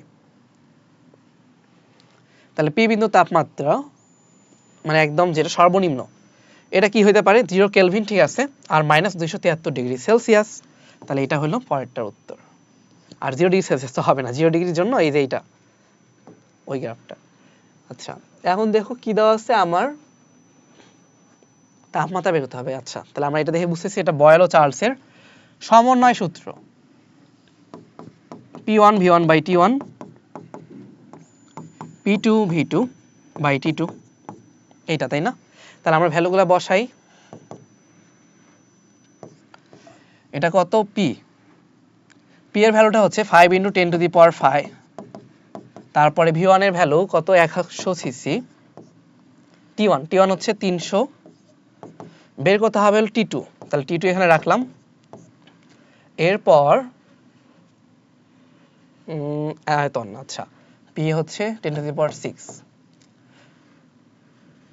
আর এটা হচ্ছে কত এত সিসি, তো যেহেতু একই সিসি আমার কনভার্টের দরকার নেই, আমি ডিরেক্ট বসায় ফেলছি। এরপর আমি ক্যালকুলেটর দিয়ে করি, তো তুমি এটা ক্যালকুলেটর ওই যে শিফট ক্যালক দিয়ে যে সলভ করেন ওইভাবে করতে পারো, যেটাকে তুমি T2 এর বদলে x লিখলা তারপর শিফট ক্যালক দিয়ে করবা। তাহলে এটা কত আসে, এটা আসে হচ্ছে 349 কেলভিন, তাহলে আলটিমেটলি কত 76.8 ডিগ্রি সেলসিয়াস। আচ্ছা বায়ুর প্রতি একক আয়তনে উপস্থিত জলীয় বাষ্পের ভরকে কি বলে, এটাকে আমরা জানি প্রতি একক আয়তনে উপস্থিত জলীয় বাষ্পের ভরকে বলে পরম আর্দ্রতা। এটা কি ভাইয়া, পরম আর্দ্রতা। নেক্সট দেখো কি বলছে, নিচের কোন মানটা বেশি, তাহলে কোনটা আসলে বড়, গড় বেগ, গড় বর্গবেগ, নাকি গড় বর্গবেগের বর্গমূল, নাকি বেগের সমষ্টি। দেখো যেহেতু গড় বর্গবেগ বলছে তাহলে বর্গ করেই রাখছি, জাস্ট গড় করছি, তাহলে এইটা তো স্কয়ারের গড়, এই মানটাই হবে সব থেকে বড়। আচ্ছা তাহলে এটা আমাদের হইলো। নেক্সট হচ্ছে বাষ্পের আয়তন বনাম অসম্পৃক্ত বাষ্প চাপ, এটার মধ্যে সম্পর্ক নির্দেশক সঠিক লেখচিত্র কোনটা। দেখো ভাইয়া যখন সম্পৃক্ত থাকবে তখন সম্পৃক্ত বাষ্প চাপ তো ফিক্সড তাই না, যতক্ষণ সম্পৃক্ত ততক্ষণ ফিক্সড। এরপর আয়তন বাড়াতে থাকলে যখন অসম্পৃক্ত হয়ে গেল তখন সেটা বয়লার চার্লসের সূত্রটা মেনে চলবে, বুঝছো, যতক্ষণ সম্পৃক্ত ততক্ষণ এটার কি ফিক্স, ততক্ষণ সেটার তোমার চাপটা ফিক্সড, এটা তো আমরা জানি, আমরা দেখছি যে সম্পৃক্ত বাষ্পের চাপ কিন্তু আয়তনের উপর ডিপেন্ড করে না। এরপরে কি হয়ে গেল, সেটা বয়লার চার্লসের সূত্রটা মেনে চলতেছে, অর্থাৎ বয়লের সূত্র অনুযায়ী এইরকম গ্রাফটা হবে। তাহলে সঠিক উত্তর হচ্ছে এইটা। এরপর দেখো একটা স্থানে শিশিরাঙ্কে সম্পৃক্ত বাষ্প চাপ 10.52 মিলিমিটার মার্কারি, আপেক্ষিক আর্দ্রতা হচ্ছে 75%, তাহলে সম্পৃক্ত বাষ্প চাপ কত, শিশিরাঙ্কে সম্পৃক্ত বাষ্প চাপ, তাহলে এটা হলো বায়ুর চাপ। আমরা কি জানি R সমান হচ্ছে small f by capital F, তাহলে আমাদের বের করতে হচ্ছে হলো ক্যাপিটাল এফ। তাহলে ক্যাপিটাল এফ কি, স্মল এফ বাই আর। তাহলে সেটা কি হচ্ছে ভাইয়া 10.52 ডিভাইডেড বাই 0.75। তাহলে এটা আমরা একটু বের করি, 10.52 ডিভাইডেড বাই 0.75। আচ্ছা, তাহলে সেটা আমাদের কত আসে 14.027। তাহলে আমি আর লিখলাম না এখানে, এটা উত্তর হচ্ছে 14.027 এটা। এরপর 87 সেলসিয়াস তাপমাত্রায় 2 গ্রাম নাইট্রোজেনের মোট গতিশক্তি কত? তাহলে দেখো 2 গ্রাম নাইট্রোজেনের মোট গতিশক্তি, ভাই নাইট্রোজেনের জন্য এখন তো বুঝছো আমাদের অক্সিজেনও কিন্তু আগে একটা সেম কাহিনী হয়েছে তাই না? এই জন্য হাসি আসতেছে যে তখন আমরা কি করছি 5/2 এনআরটি ইউজ করছি, দেখা গেছে 3/2 দিয়ে করতে হবে। তো তুমি তোমার ইচ্ছা মতো যে কোনো একটা দিয়ে করো, অপশনের মধ্যে যথেষ্ট গ্যাপ দেওয়া আছে। তাহলে আমরা 5/2 এনআরটি, তাহলে 2/28 আর তো ভাই 8.314 আরটি 27 ডিগ্রি সেলসিয়াস মানে 300, এটা ধরে করো, অ্যান্সার কত আসে 5/2 এনআরটি। আচ্ছা 2 কাটাকাটি যাবে 5। তাহলে ও যেই উত্তরটা আসতেছে এটা কিন্তু এখানে মিলতেছে না, বুঝছো? ওখানে আমাদের 267 তো এখানে দেওয়া আছে, তাহলে আমরা এখন 3/2 দিয়ে করি, 3/2 এনআরটি। আচ্ছা তাহলে 28, এখানেও 2 আসলো, তারপর এটা বাকিটা বসাও, তাহলে 3/2 এনআরটি। তাহলে এটা কত আসে, এটা হচ্ছে তোমার 267 বা 267 জুল। তাহলে এটা কত হচ্ছে ভাইয়া 267 জুল আমাদের উত্তর। তাহলে এখানেও 3/2 ধরেই করতে হচ্ছে, দেখছো? তাহলে বোর্ডে ম্যাক্সিমাম সময় এই ভুলটা হচ্ছে যে 5/2 শিখাইলো তোমাকে, করাচ্ছে 3/2 দিয়ে। এরপর গ্যাস অণুর মূল গড় বর্গবেগ পরম তাপমাত্রায় কি?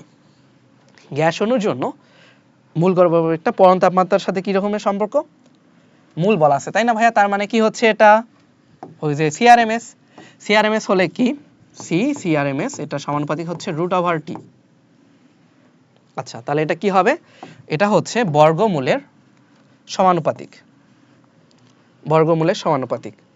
পরের প্রশ্নটা দেখো, যে নিচের বক্তব্যগুলোর মধ্যে কোনটা সঠিক? সম্পৃক্ত বাষ্প বয়লার চার্লসের সূত্র মেনে চলে, অসম্পৃক্ত বাষ্প শুধুমাত্র আবদ্ধ স্থানে তৈরি করা হয়, আপেক্ষিক আর্দ্রতা বেশি থাকলে বাষ্পায়ন দ্রুত হয়, শিশিরাঙ্গে সম্পৃক্ত বাষ্পচাপ তাপমাত্রা অসম্পৃক্ত বাষ্পচাপ পরস্পর সমান। আচ্ছা এটা মেনে চলে না, অসম্পৃক্ত শুধুমাত্র আবদ্ধ স্থানে না, আবদ্ধ খোলা যেখানে স্থানে অসম্পৃক্তটা হইতে পারে তাই না, সম্পৃক্তের জন্য একটা ঝামেলা।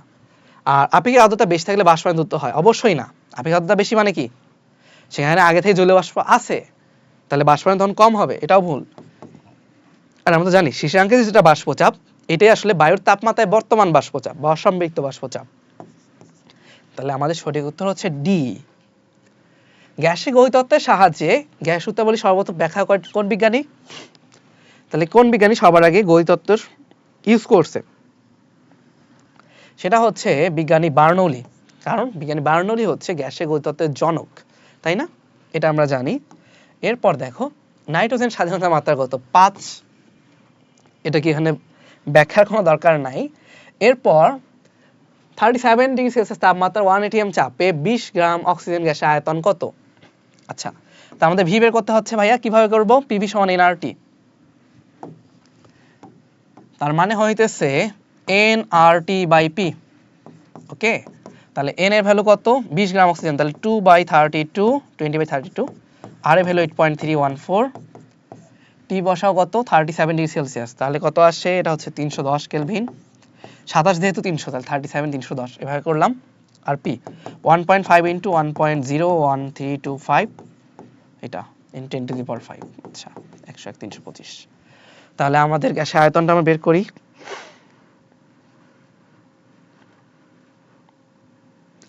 তাহলে ভাই এটা কত আসে? এটা আসে 1.05 × 10⁻² মিটার কিউব, 1.05 × 10⁻² মিটার কিউব। তাহলে বি নাম্বার হচ্ছে আমাদের সঠিক উত্তর। পরেরটা দেখো, টি তাপমাত্রায় আদর্শ গ্যাসের ক্ষেত্রে একটা অণুর গড় গতিশক্তি কত? আচ্ছা এটা আদর্শ গ্যাসের জন্য কি 3/2 এনআরটি, কিন্তু ঝামেলা হচ্ছে এটা অণু বলা, আর তো তাহলে দেওয়া যাবে না। অণু যেহেতু বলছে তাহলে এখানে আর এর বদলে হবে কেটি। দেখছো 3/2 আরটি কিন্তু দেওয়াই আছে এখানে, তুমি যাতে ভুলে দাগায় ফেলো। তাহলে উত্তর কি হবে 3/2 কেটি। এখানে বোলসম্যান ধ্রুবক ইউজ করতে হবে যেহেতু অণু বলা আছে তাই। পরের প্রশ্ন দেখো, পিভি রাশিটা গ্যাসের ক্ষেত্রে কি নির্দেশ করে? আমরা আগেও দেখছি, এটা নির্দেশ করে হলো শক্তি। শক্তির কি ক্ষমতা না, এখানে হবে কাজ। শক্তি বা কাজ নির্দেশ করে। এনটিপিতে হাইড্রোজেন গ্যাসের ঘনত্ব এত, অণুগুলার মূল গড়বর্গ বেগ নির্ণয় করো। আচ্ছা, ঘনত্ব দেওয়া আছে, তাহলে আমরা কিভাবে বের করতে পারি ভাইয়া? √3p/ρ এটা ধরে করব, তাই না? তাহলে এনটিপির জন্য এটা ভ্যালু কত? তাহলে 101 325 বসালাম। আর এরপর আছে ভাইয়া রো এর ভ্যালু 0.09 দেওয়া। তাহলে এটা যদি আমরা বসাই কত আসে? 1.84 10⁻³ তাহলে এত কিলোমিটার। আচ্ছা, মিটারকে মিটার পার সেকেন্ড, তার মানে কিলোমিটার এত। কত ভাইয়া? 1.84 কিলোমিটার পার সেকেন্ড। এখন দেখো, পিভি সমান ধ্রুবক সমীকরণটা ক্ষেত্রে নিচে কোন প্রক্রিয়াকে সমর্থন করে?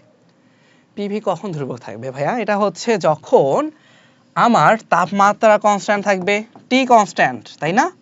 এর মানে হচ্ছে সমউষ্ণ প্রক্রিয়া। সমউষ্ণ প্রক্রিয়ায় পিভি ধ্রুবক থাকবে। এরপর গ্যাস অণুর গড়মুক্ত পথ গ্যাসের ঘনত্বের কি? আমি দেখো তোমাদের একটু বেসিক ক্লিয়ার করে দিচ্ছি, তাহলে একদম খেয়াল থাকবে। গড়মুক্ত পথ যদি ডি হয়, ডি সমান হলো 1/√2 πa²n। এন কি ভাইয়া? একক আয়তনে অণুর সংখ্যা। তাহলে আমি উপরেও অণুর ভর দিয়ে গুণ দিলাম, নিচেও অণুর ভর দিয়ে গুণ দিলাম, তাহলে πa² অণুর ব্যাস ইন্টু nm। এখন দেখো ভাইয়া, একক আয়তনে যদি 10টা অণু থাকে, ধরলাম এটা 10টা অণু, প্রতি অণু ভর যদি হয় ধরো 10 গ্রাম, মানে ধরলাম কথার কথা, তো একক আয়তনে ভর কত ভাইয়া? 100 গ্রাম টাইপ না? একক আয়তনে ভরে কি বলে? ঘনত্ব বলে না, রো। তাহলে আমি এখানে nm এর বদলে কি লিখতে পারি ভাইয়া? রো লিখতে পারি, বুঝছো? তাহলে গড়মুক্ত পথ ডি কি? রো এর ব্যস্তানুপাতিক। তাহলে কি? গড়মুক্ত পথ হচ্ছে গ্যাসের ঘনত্বের ব্যস্তানুপাতিক। এটা হইল। তো এখন যেহেতু আমরা জানি আবার রো কি? রো হলো চাপের সমানুপাতিক। চাপ যত দিবা তত কি হবে? ঘনত্ব বাড়বে। তাহলে আমরা এটা বলতে পারি ডি কি? তোমার চাপেরও ব্যস্তানুপাতিক। কিন্তু রো আবার দেখো তাপমাত্রার ব্যস্তানুপাতিক ছিল না, যে তাপমাত্রা যত দিব অণু তত দূরে সরে যাবে, ঘনত্ব তত কমবে। তাহলে তখন কি হবে? তোমার গড়মুক্ত পথটা আলটিমেটলি কি হচ্ছে? তাপমাত্রার সমানুপাতিক। তুমি যদি রো এর পার্সপেক্টিভে চিন্তা নাও করো, এরকম চিন্তা করো, যখন তুমি চাপ দিচ্ছ অণুগুলা কাছে আসতেছে, আগে সংঘর্ষ গতি যে দ্রুত অতিক্রম করতে হইতো, এখন তত কম করা লাগতেছে। তাহলে চাপ বাড়লে অণু কাছে আসে, গড়মুক্ত পথ কমে। আর তাপমাত্রা যখন বাড়াবা তখন কি হবে? অণুগুলো দূরে দূরে সরে যাচ্ছে, এখান থেকে ধাক্কা দিতে অনেক দূর যাওয়া লাগতেছে, এখান থেকে আবার অনেক দূর যাওয়া লাগতেছে। তখন কি হবে? আমার গড়মুক্ত পথ বাড়ে, অর্থাৎ তাপমাত্রা বাড়লে গড়মুক্ত পথ বাড়বে, চাপ বাড়লে কমবে। এই দুইটা আমাদের কনসেপ্ট লাগবে। সামনে আছে আরো, দেখো গড়মুক্ত পথের বেলায় কোনটা সঠিক? আমরা কি দেখছিলাম? তাপমাত্রার সমানুপাতিক, এটা ভুল, তার মানে চাপের ব্যস্তানুপাতিক। হ্যাঁ, চাপের ব্যস্তানুপাতিক, চাপ বাড়লে গড়মুক্ত পথ কমে। ঘনত্বের সমানুপাতিক না, ঘনত্বের ব্যস্তানুপাতিক। অণু সংখ্যার সাথে সমানুপাতিক না, অণু সংখ্যারও ব্যস্তানুপাতিক। তাহলে সঠিক উত্তর হচ্ছে বি।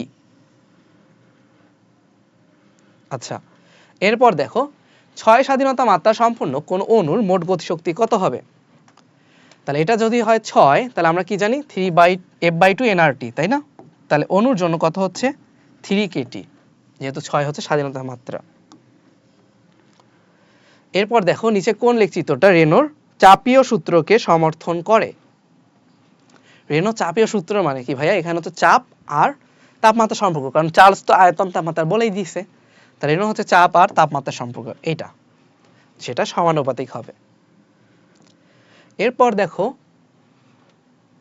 CO এর জন্য স্বাধীনতা মাত্রা কত? আচ্ছা, এখানে আসলে আমরা তো কার্বন মনোক্সাইডের জন্য পড়ি না এই প্রশ্নটা, যতদূর মনে হয় প্রশ্নটা আসছেই হচ্ছে তোমার ইয়ার জন্য,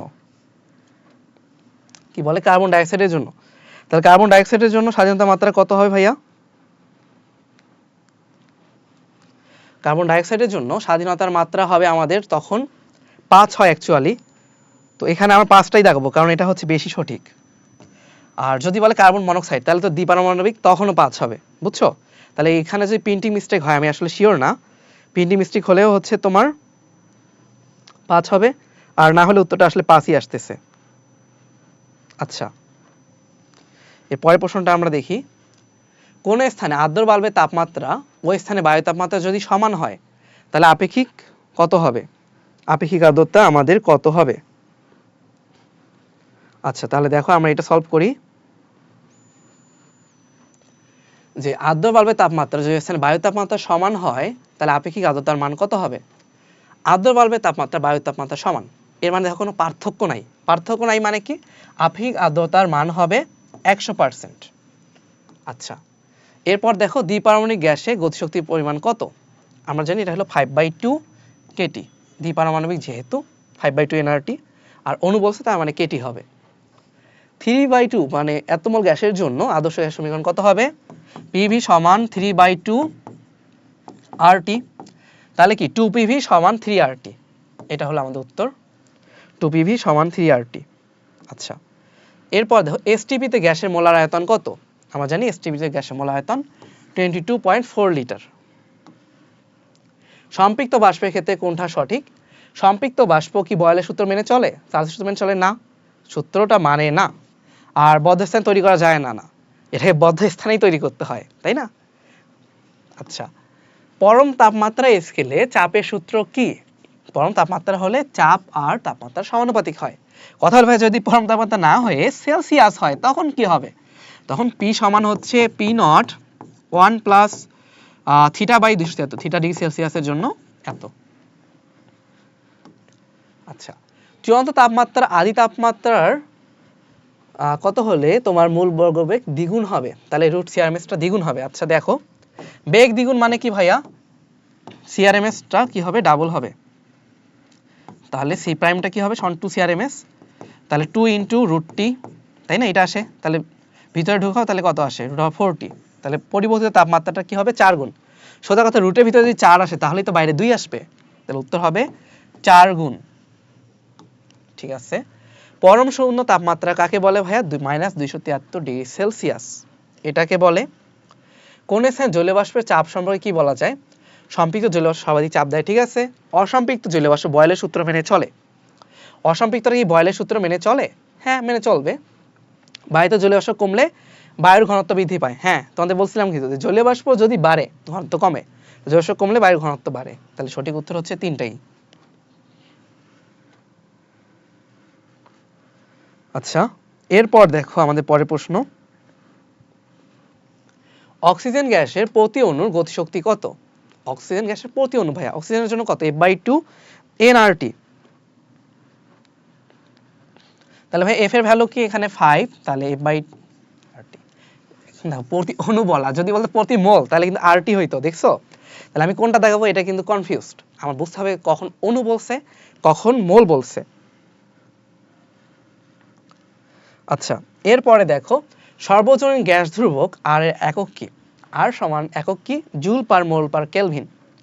আমি আর ব্যাখ্যায় যাচ্ছি না, কারণ ধরো আমার ব্যাখ্যা যা লাগে সব এতক্ষণ পড়ে ফেলছি, যেটা লাগবে জাস্ট সেটা বলবো এখন।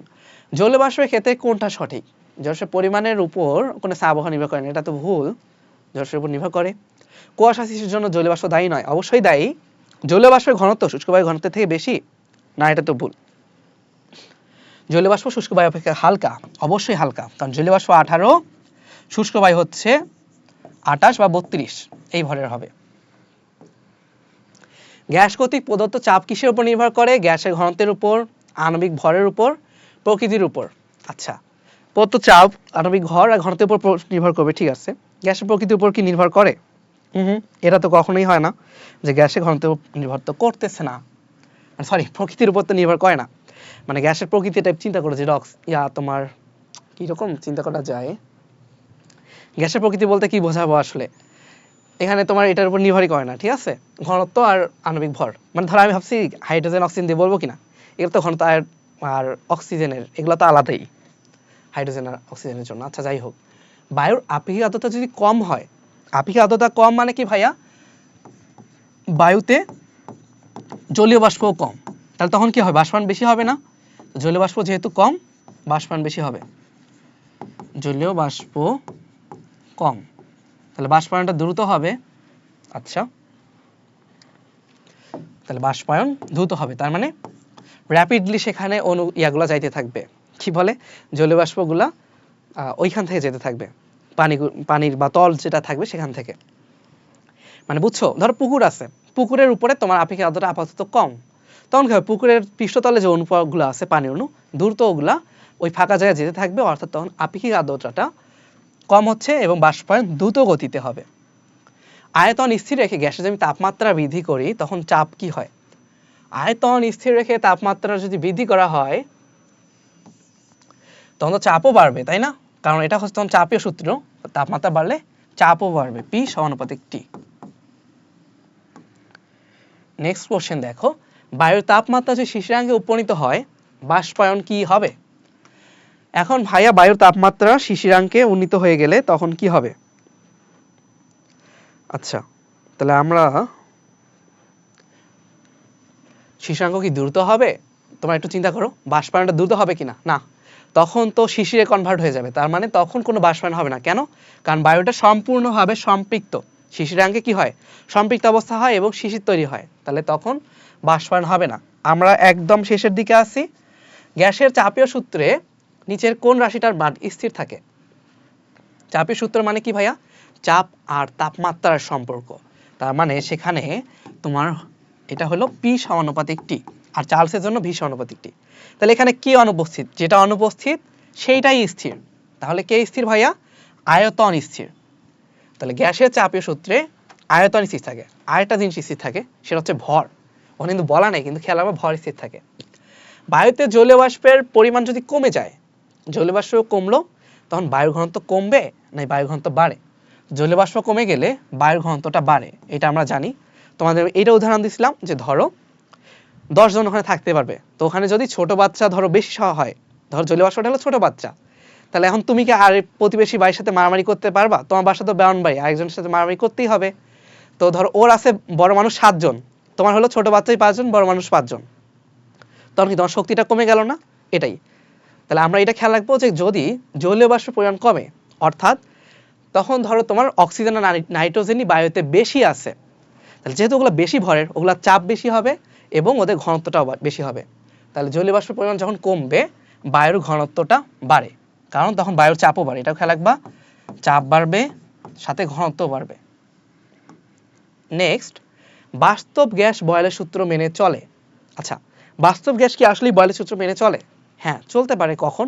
দেখো, যখন বাস্তব গ্যাসটাকে আমি আদর্শ গ্যাসে কনভার্ট করব, বাস্তব গ্যাসে ধরো দুইটা পরমাণু এতটুকু দূরে আছে, কিন্তু আদর্শ গ্যাস এখান থেকে অনেক দূরে থাকে, তাই না? আচ্ছা ভাইয়া, এই দুইটা অণু এত কাছে আছে, এদেরকে আমি দূরে দূরে পাঠানোর জন্য কি করতে পারি? দুইটা, এটা হলো চাপ কমাইতে পারি অথবা তাপমাত্রা বাড়াইতে পারি। তাহলে এখানে কি নিম্ন চাপ আছে? না, শুধু তাপমাত্রা, তাহলে তো আমি তাপমাত্রাকে বাড়াবো। তাহলে বাস্তব গ্যাস কখন আদর্শ গ্যাস হয় বা বয়লের সূত্র মানে উচ্চ তাপমাত্রা এবং নিম্ন চাপ, এই দুইটা আমরা খেয়াল রাখবো। এরপর একটা সিলিন্ডারে আবদ্ধ গ্যাসের তাপমাত্রা 30 ডিগ্রি সেলসিয়াস থেকে 100 ডিগ্রি সেলসিয়াসে উন্নীত করা হলে কতটুকু বৃদ্ধি পাবে? তাহলে সিলিন্ডারের জন্য দেখো, আদর্শ গ্যাসের তাপমাত্রা যদি আমি 30 থেকে 100 করি, তাহলে ভাই 100 ডিগ্রির জন্য কত হচ্ছে? এটা হলো 373 কেলভিন, আর 30 এর জন্য হচ্ছে 303, তাই না? তাহলে চাপও আমাদের এটা P'/P, তাহলে আমাদের এটা ভ্যালু কত আসে? এটার আসে হচ্ছে 1.231। ওকে, তাহলে পরিবর্তন কত ভাইয়া? পরিবর্তন হচ্ছে 0.231 বা 23 সামথিং, তাহলে 23.10। আচ্ছা, এইটাই হচ্ছে আমাদের ভাই লাস্ট প্রশ্ন, যে কোন পাত্রে আবদ্ধ গ্যাস অণুগুলোর সর্বাধিক সংখ্যক অণুর বেগকে কি বলে? কি বলছে? অণুগুলোর সর্বাধিক সংখ্যক অণুর বেগকে কি বলা হয়? এখন এটাকে কি বলে ভাইয়া? এটা হলো মূল গড় বেগ, আর এটা আছে সর্বাধিক সম্ভাব্য বেগ। কোনটা হবে? বলছে সর্বাধিক সংখ্যক অণুর বেগ, তাহলে এটাকে বলে সর্বাধিক সম্ভাব্য বেগ। তাহলে ভাই সিআরএমএস কিন্তু এখানে হবে না, এটা খেয়াল রাখবো অবশ্যই। সিআরএমএস কিন্তু ওই অণুগুলার অ্যাকচুয়াল বেগটা না। আমরা কি করি? অণুগুলার সবগুলাকেই বর্গ করি বেগগুলোকে, তারপর ওটাকে রুট করে ফেলি গড় করার পরে, সেইটা হলো মূল গড় বর্গ বেগ। কিন্তু সর্বাধিক সম্ভাব্য বেগ মানে বোঝায় অধিকাংশ অণুর যে বেগ সেটা। তাহলে এটাই হলো সর্বাধিক সম্ভাব্য বেগের সূত্র, সরি, এইটা হচ্ছে সর্বাধিক সংখ্যক অণুর বেগ, সেটাকে বলি আমরা সর্বাধিক সম্ভাব্য বেগ। আর এটা তো তোমার জানা একটা ফর্মুলা আছে, সেটা হলো √2RT/m, যেটা কেমিস্ট্রিতে লাগে, এখানে লাগে না। তো আমাদের প্রশ্ন এখানেই শেষ। যতগুলো বোর্ডের প্রশ্ন ছিল আমরা সব সলভ করে ফেলছি। আর যা যা ব্যাখ্যা লাগে আমরা করে ফেলছি এবং শর্টকাটগুলো তোমাদের দেখানো হয়েছে। সবশেষে যেটা বলি, এখানে দেবে অনেক সময় কাটাকাটির ম্যাথগুলো আসে। এটা বেলায় যেটা করতে হবে যে ধরো আমি তোমাদের দেখাইছিলাম যে P1 V1 বাই T1 সমান P2 V2 বাই T2। ধরো তোমার T2 বের করতে হবে, তুমি কি করবা, এই লাইনটা ডিরেক্ট ক্যালকুলেটরে লিখবা, বুঝছো? যদি T2 বের করা লাগে বাকিগুলো ভ্যালু বসানোর পর এখানে দিবা x, আর সমান চিহ্নটা কি করবা, আলফা দিয়ে তো সমান চিহ্ন লিখতে পারবা। দেন তুমি শিফট ক্যালক চাপলে সরাসরি x এর ভ্যালু দেখাবে। সোজা কথা হচ্ছে তোমার এখানে সূত্রকে মডিফাই করা মানে হাতে লিখে মডিফাই করার কোনো দরকার নাই, তুমি ক্যালকুলেটরে করলে ডিরেক্ট করতে পারবা এভাবে। আর আমি যেটা হ্যান্ড ক্যালকুলেশন টেকনিক বললাম, ধরো তোমার এখানে T2 বের করতে গেলে তুমি আগে ভাববা এখানে উপরে থাকবে T1। আচ্ছা ভাই T1 যদি উপরে আসে P1 V1টা নিচে হবে, আর এখানে আসতেছে হলো তাহলে P2 V2 উপরে হবে। এইভাবে করলে তোমার এই চ্যাপ্টারে এই ধরনের জিনিসগুলো ইজিলি সলভ করা যাবে। আর একটা শর্টকাট এখানে বলে দেই, ফাইনাল একটা শর্টকাট হচ্ছে, ধরো তোমার দেখছো না হ্রদের উচ্চতা নির্ণয় করা লাগে h, তাহলে h এর ফর্মুলাটা হচ্ছে h সমান হচ্ছে আয়তন যত গুণ হবে, ধরো আয়তন হয়ে গেল n গুণ v প্রাইম যদি হয় nv, তাহলে সেটা হবে n - 1 ইন্টু 10 এর কাছাকাছি হবে আর কি, উত্তরটা হবে n - 1 ইন্টু 10। আচ্ছা,